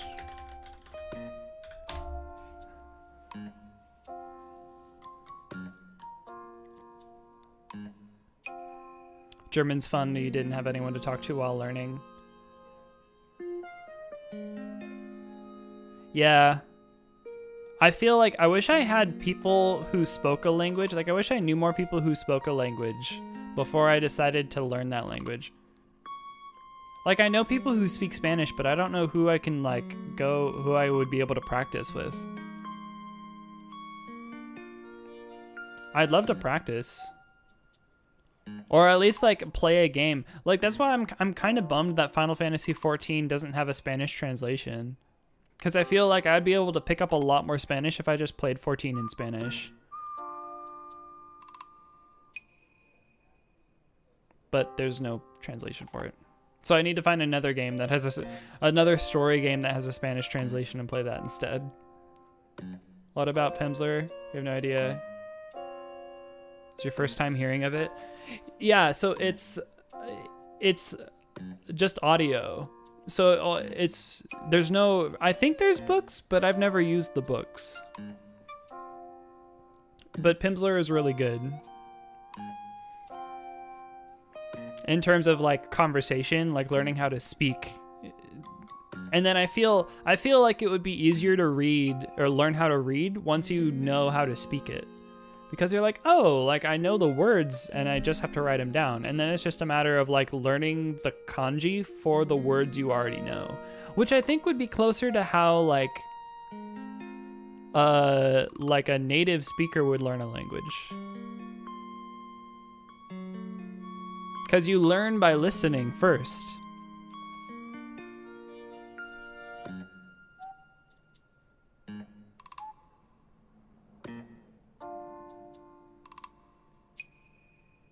Mardu-kun, do you speak Japanese? Your English is very good. Well, I can understand what you're saying, so that's good.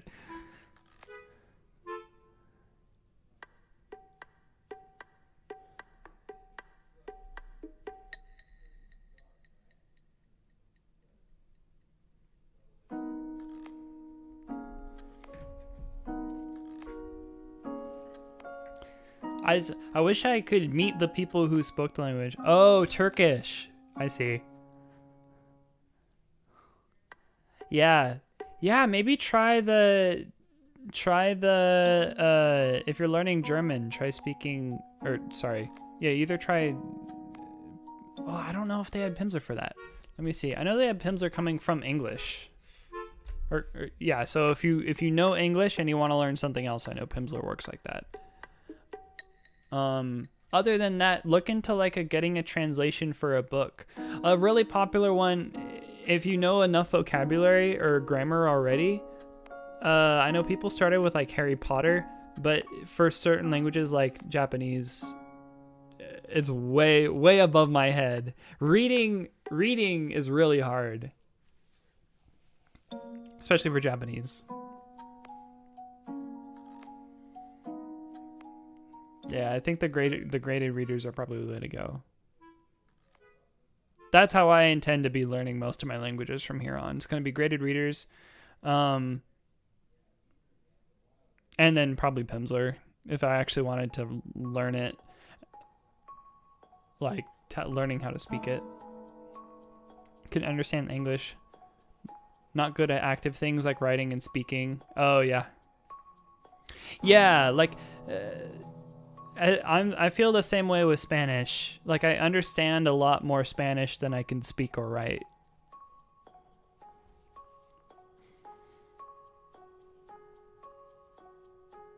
So I understand that.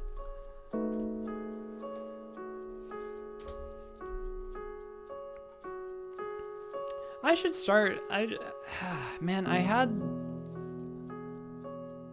had some Pimsleur for Spanish in my car. I don't know where it disappeared to.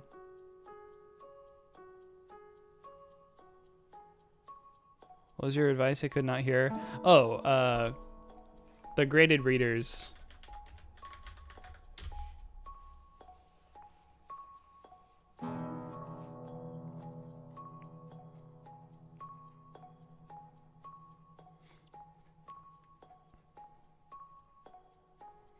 And a lot of the other people that I spoke to about learning languages say that that helps a lot too.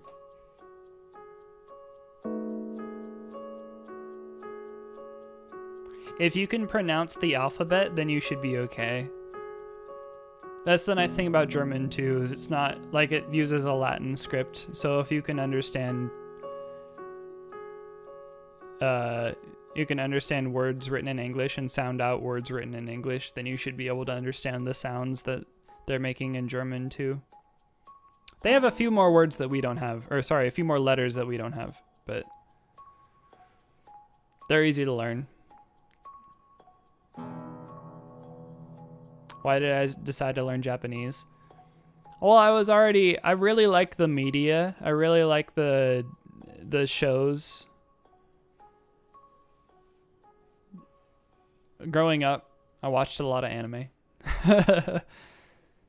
And then that was kind of a strange introduction into the culture.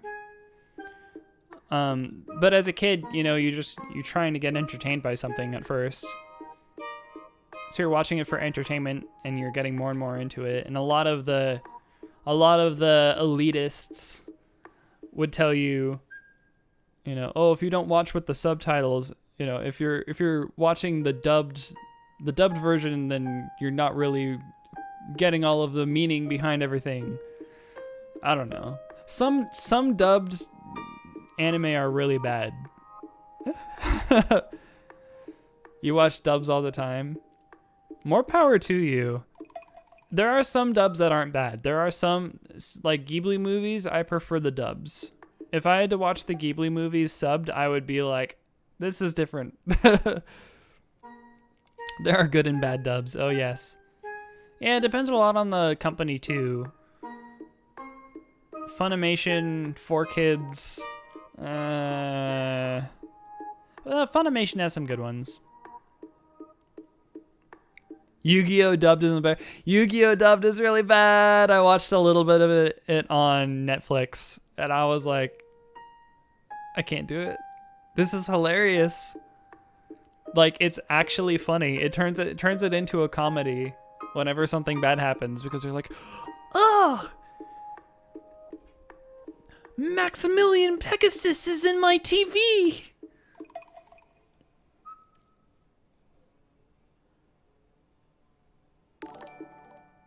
Hey, thank you for the follow. Wow, that notification is gigantic. But thank you for the follow.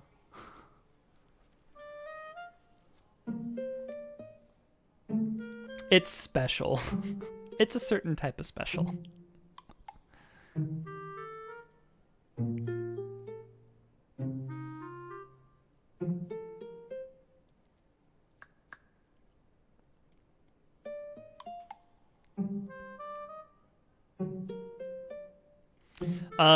But yeah, there's a lot of elitists who are like, if you don't watch the sub, then you're not really appreciating the content. It's like, that's bull. Freaking, I'd listen to it muted. Or I'd watch the shows without any sound. Or I would just have the dubs in the background with the sound on and not even watch the videos. Like, I don't know. I'm definitely more excited about the animation personally. But definitely being more surrounded by visual artists, growing up surrounded by people who have been into anime and that type of stuff makes me more interested in learning more about the language. And it's because of that that I've garnered more of an appreciation for the culture itself. So like, even removed from anime, there's a lot of aspects of Japanese culture now that I've been educated a little bit more about about it as a different culture apart from mine. I've come to appreciate those aspects of it. Some things in the sub can't be directly translated anyway, so you just have to go with the closest thing. Surprisingly enough, to make more sense translated into Spanish sometimes. That's interesting. Yeah, like, I could imagine that there's a lot of nuance that just doesn't get across. But I wonder what that says about anime that perform well over here, but might not perform so well over in Japan. Like, I know Square has been really reluctant to release the Dragon Quest games over here for a really long period of time, just because they're worried there's not going to be a lot of appreciation for it. But now I feel the quality of translations, especially in video games, is so much higher. than it was, because at first it used to be so niche and there used to be no money, so you couldn't hire good translators. And that shows a lot of older games have really bad translations. Like, really bad translations. To the point of it being really funny.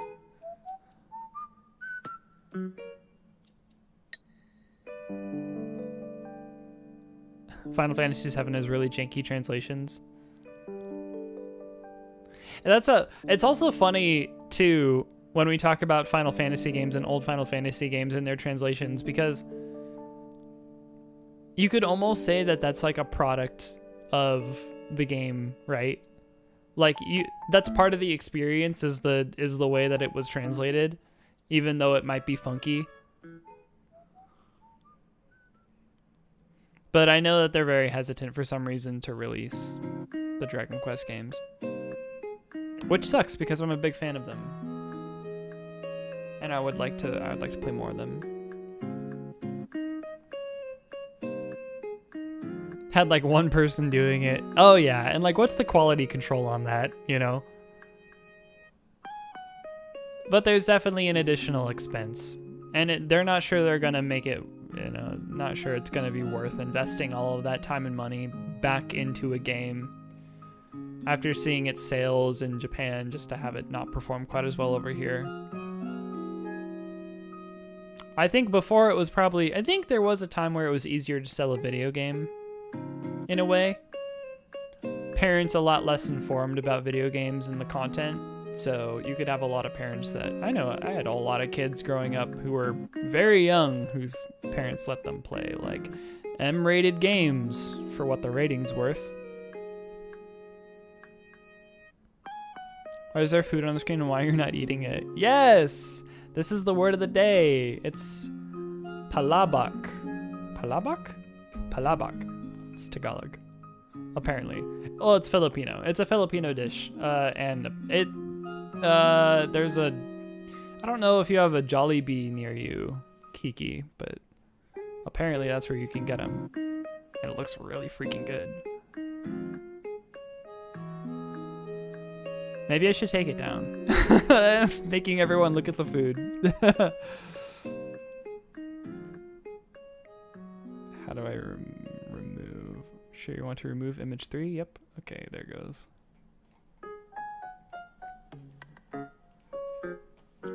You do, but you haven't been there in ages. Yeah, mine's a little far away. I have to drive a little bit to get there, but it's like 20 minutes. 20 minutes one way, though. Feed the tiny croc at the bottom of the screen. I already got rid of it. Where is it? Ah! Here it is. Even bigger for everyone to appreciate.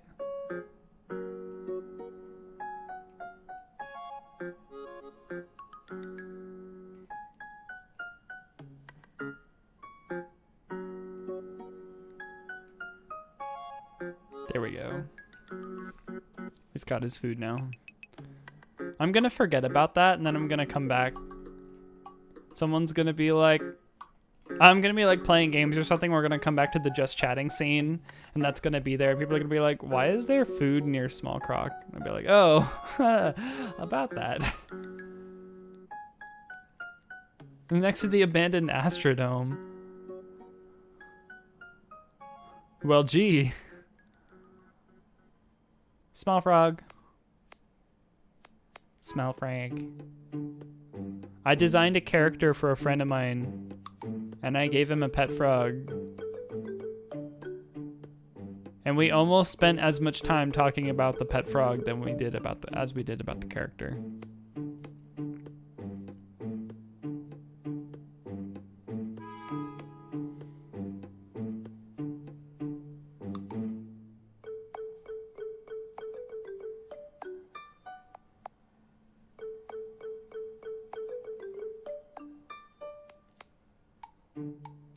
I think another big reason to learn Japanese is like a huge portion of visual art, the cutting edge of independent visual art, is based on the eastern side of the world.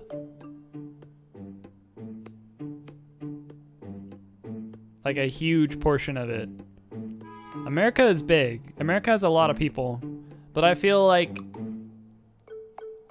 a lot of American art, at least on Twitter, is pretty underrepresented.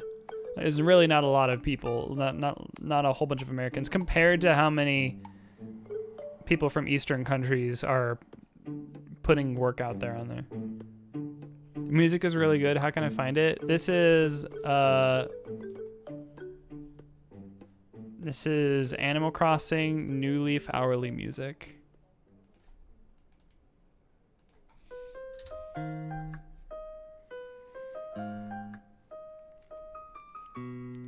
It's a playlist on YouTube.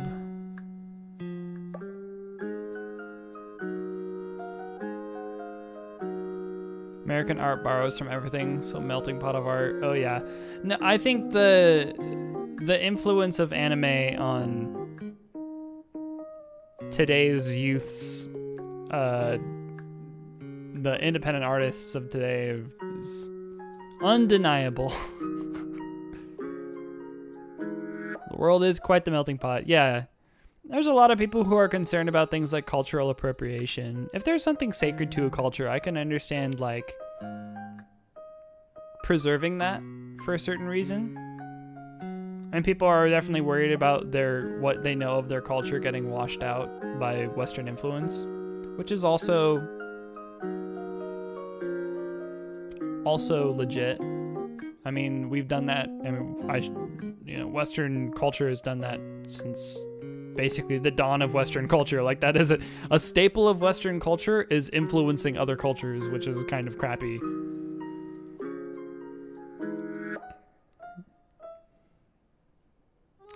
But also on the other hand, I embrace that. I'm like, I embrace the melting pot.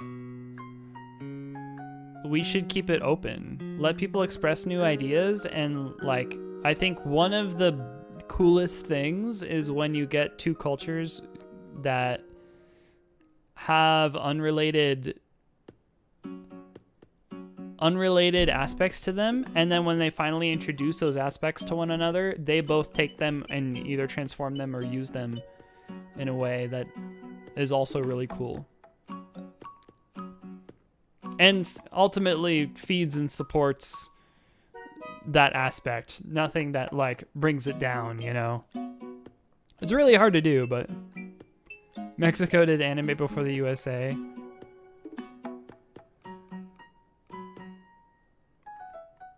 How did that happen? I'm curious about the history of that, but I could see it too.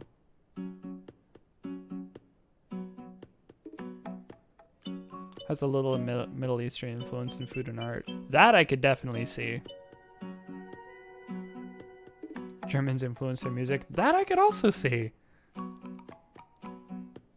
Some of the Spanish sub is great too. Oh yeah, Kiki was saying that.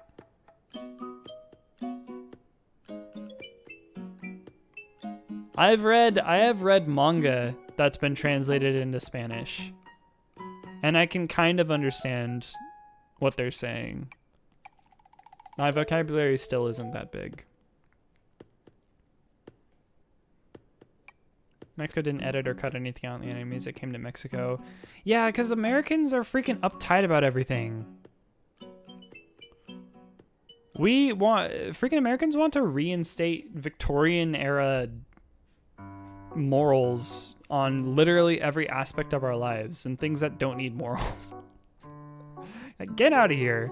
I freaking hate that about us. That is literally the worst aspect of Americans, is that we think our morality is so high and mighty. We're trash. We have no semblance of morality, and we have no business trying to tote that around. They didn't have 4Kids or Funimation. That's going away though. Anime is being left alone for the most part. I think now it's becoming so much less so much less whitewashed than it has been since the 90s and early thousands. And I think it was because there was a lot of producers who thought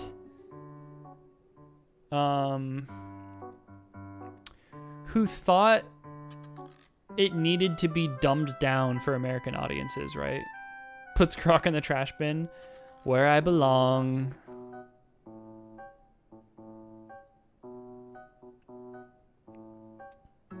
Localization. Yeah, but they like go too hardcore. And you get these famous scenes now where Brock from Pokemon in the original series pulls out a rice ball, and people are like, "What's that?" And he's like, "This is a donut." It's like, it's not a donut, that's a rice ball. Like, even like American children know that's not a donut, right? Because we have an idea of what a donut looks like to us, and it's not a rice ball. So that's when we know, like, okay, yeah, you've gone too far. Like, you can tell us it's a rice ball. Like, there is a Japanese word for it. You could use the Japanese word. You could just call it a rice ball. Like, people will kind of get the gist of it. Edited a sandwich over something as well in Pokemon. I guess there's also a scene where James has fake boobs at one point in time. And I think that's been edited out, thoroughly scrubbed out of the American version.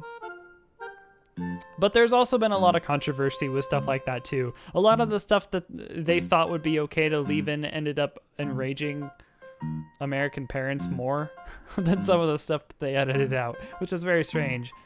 But yeah, I think their localization like definitely bit the dust in the late 90s, early thousands. Edited a sandwich over something. They omitted that episode completely. Oh, really? That's probably why I didn't understand whatever was going on in that show. The gun episode too. Oh, that's right. Extremely gay coded, but a lot of that's left out. That I could believe. I mean, you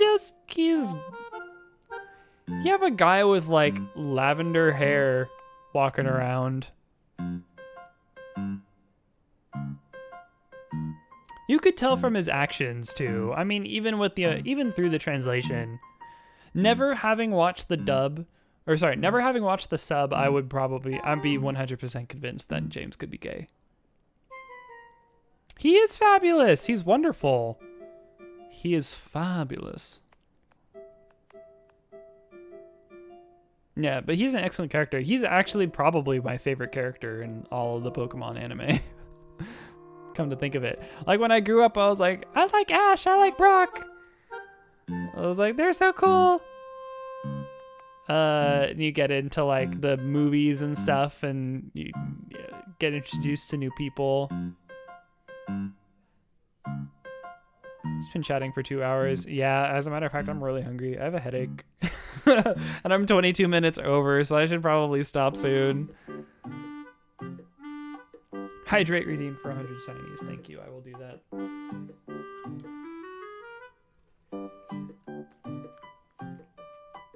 No, but James is wonderful. Now, as an adult, James has become my favorite character, I think.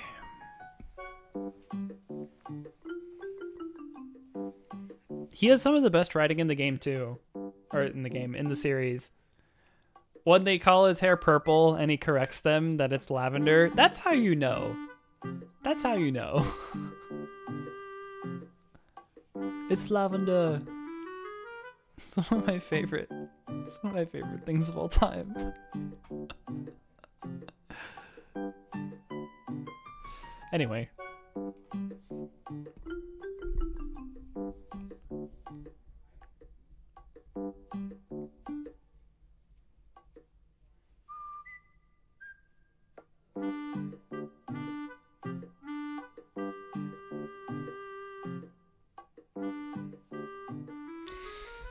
I haven't watched an anime in a really long time. Trying to think of what the last one I watched was.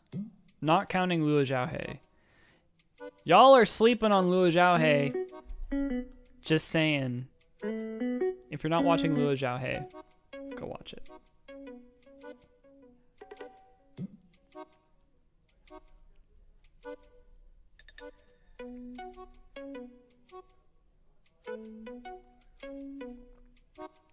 It's like, it's actually probably, like, people hold Avatar The Last Airbender in high regard. I hold Avatar The Last Airbender in high regard, except I also have a grudge against it because it literally stole a whole story concept from me as a kid, and I wrote a comic about it and posted about it on Twitter. So as much as I love Avatar The Last Airbender, I do have some issues with it. Anyway, that's kind of the point. The point is, a lot of my local friends, Avatar The Last Airbender is like sacred. And Korra, yeah, my friends freaking love Korra. I did not enjoy Korra, unfortunately. But yeah, like some of my friends love it. Avatar is hard to watch. It feels so childish. Really? I feel like Aang is a little too naive. But at the same time, it's pretty mature for what the show was selling.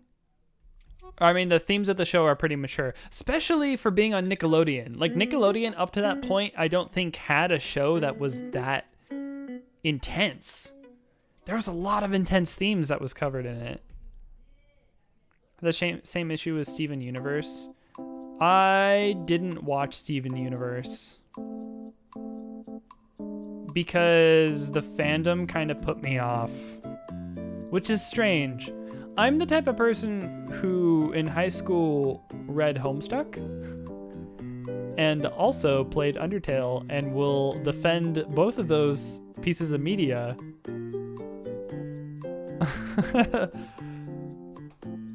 Undertale fandom put you off, so you understand. But you'd think with like being a part of those fandoms, I would be able to tolerate Steven Universe. I can't tolerate Steven Universe.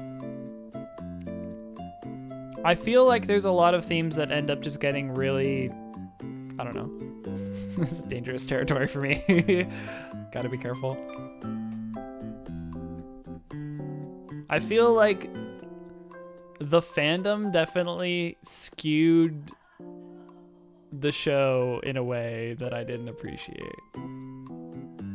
That's all I'm gonna say. Now that Undertale is no longer cool, you plan on playing the game on stream sometime? Absolutely, I want to play Undertale again on stream because I never beat my genocide run. I need to do that. It's my final run. It's like the last part of the game, I think. Mixed feelings about Steven Universe.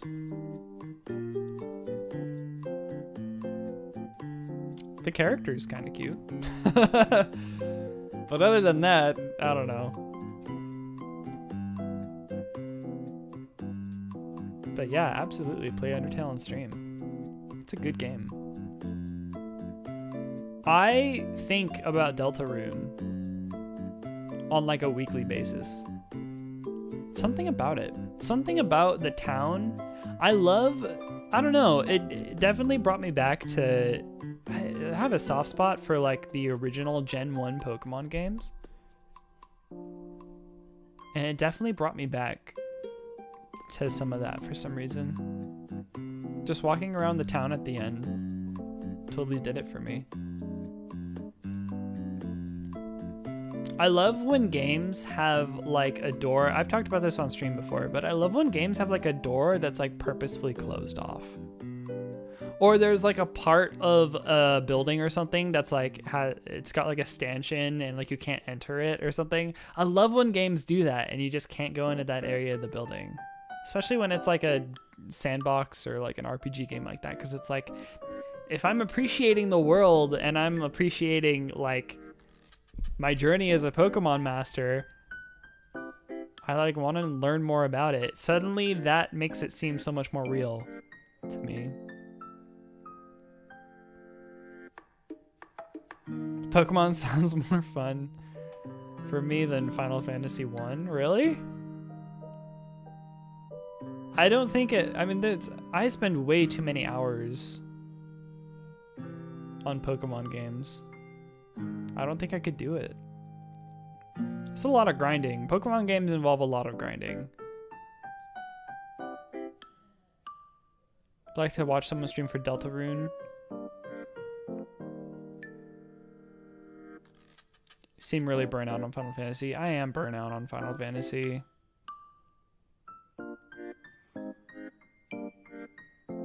They've never really been my type of game to begin with.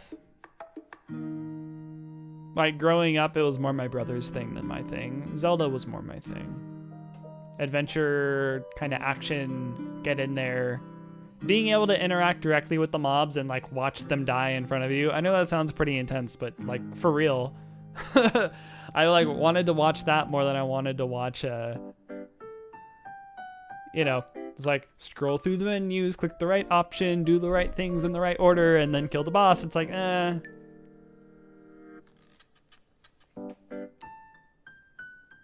Grindy games are hard to stream in general. Oh yeah, that's why I'm thinking I should probably just do a let's play for that. Like, do it off stream and then just chop it down to be the best bits or like the most important bits of the game. So that way it's just like a condensed play. You don't end up, you know, you don't end up having to slog through the grind. And then you don't feel guilty for like taking the time to grind either, you know, because it's just part of the game. And you can skip ahead, you know. When you don't have commentary, when you run out of commentary, that's okay. You can just stop.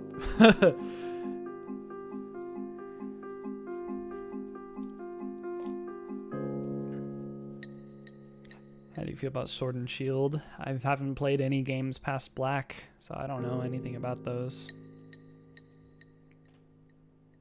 JRPGs and action-adventure platformers were your faves.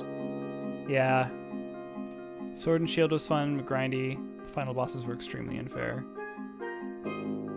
I feel like Pokemon or Game Freak finally started to understand that people were like super min-maxing in the game to like stupid levels and that it just wasn't that hard anymore for some people. But I'm dumb and the games are designed for dumb children like me. So I think that's good. But it does kind of bug me that the difficulty is increasing. Keep it a baby game. I like it as a baby game. As an adult, I appreciate it as a baby game, and I would play it as a game for babies. Not saying it's a game for babies. There's a lot of nuance to it and a lot of things to appreciate it past just it being a game for kids, of course. For physical cart games, I usually don't bother with the DLC. Final Fantasy 14 and music games are the only games you buy DLC for. There's DLC for music games? Oh, yeah, I guess there is.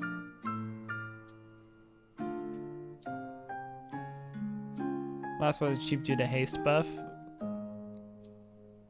Charizard going 5 times in a row is lame. Yeah, see, that just seems like heavy-handed. Really phoning it in, right? Look at how powerful and strong this Charizard is. Yeah, we get it. Oh, how nice.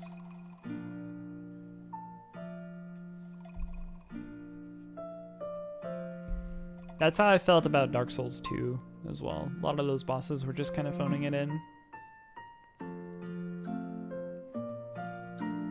Anyway, what time is it? I guess I don't really know what I want to eat. I don't really want to drive, to be honest. And then the place I was thinking of is kind of far away. So if Sele doesn't want to come with me, then I'm probably not going to go there. Sandwich? Maybe sandwich. A burrito. I did a burrito. I could do a burrito, actually. We'll see. I'm trying to think. I kind of want something a little different. Which is why I was thinking Italian food in the first place. Maybe I can find some cheaper Italian food closer by. That's also really good. Maybe I have to try somewhere new. We'll see. Anyway, I should probably hit it. I appreciate everyone who came out today, though. This is really nice. This is actually really refreshing. I say that, I think I say that every Just Chatting stream I have. I'm like, this is really refreshing. Why don't I do this more often? Yeah. Next stream will be not on Wednesday and not tomorrow.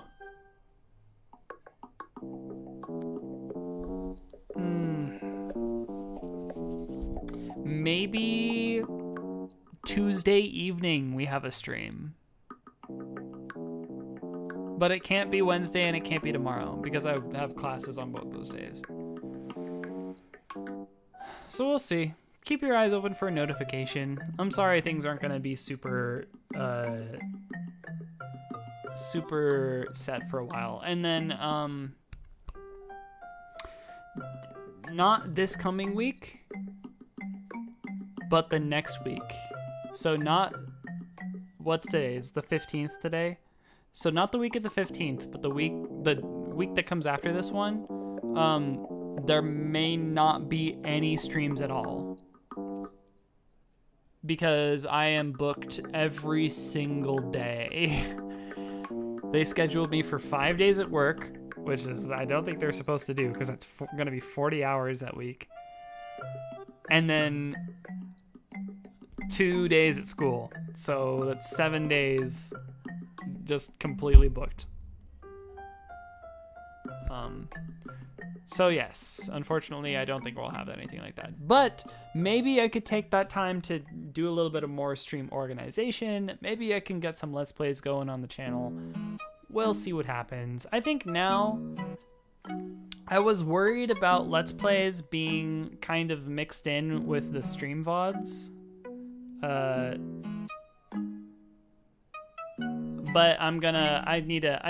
there's still a lot of work I need to do with the stream VODs. I actually need to re-download a lot of them still and work with a lot of them. It's kind of a mess, but anyway, lots of background work that still needs to be done for it. But so that's why I've been hesitant on getting on the Let's Plays, because mostly it's just like uploading and re-downloading these hour-long videos. Multi-hour long VODs and stuff from YouTube. It's a lot of work. And then you download them, they become corrupted, and you're like, gosh darn it. I just want my videos, So, we'll see. At this point, this is still probably the fastest solution. It's just gonna take literally weeks to get done. I'm not looking forward to it, but I'll figure it out. So that's really the only stream announcement. We might, streams this week are going to be kind of harder to come by. Might get at least one. And then next week, we're going to have no streams. So just keep an eye on your notification. And we'll figure it out. Like I said, I was thinking about doing like a little picture that I could throw up on my Twitter that would have all of my stream dates for the week. But at this point, that's too far out. And I got a lot of other things that's kind of on my plate right now, so I don't think I'm going to be able to get to that. It's a lot. Maybe I can hire someone. Maybe I can hire someone to do that for me. We'll see. Alrighty. See you later, alligators. Stay safe, stay healthy, all those wonderful things, and possibly see you Tuesday evening. We could shoot for 4 p.m. normal time. What will we play? Hell if I know. But it'll be good to see everyone again. So, yeah. So I hope y'all show up. If it happens. If not, I will see you in 2 weeks. All right, bye.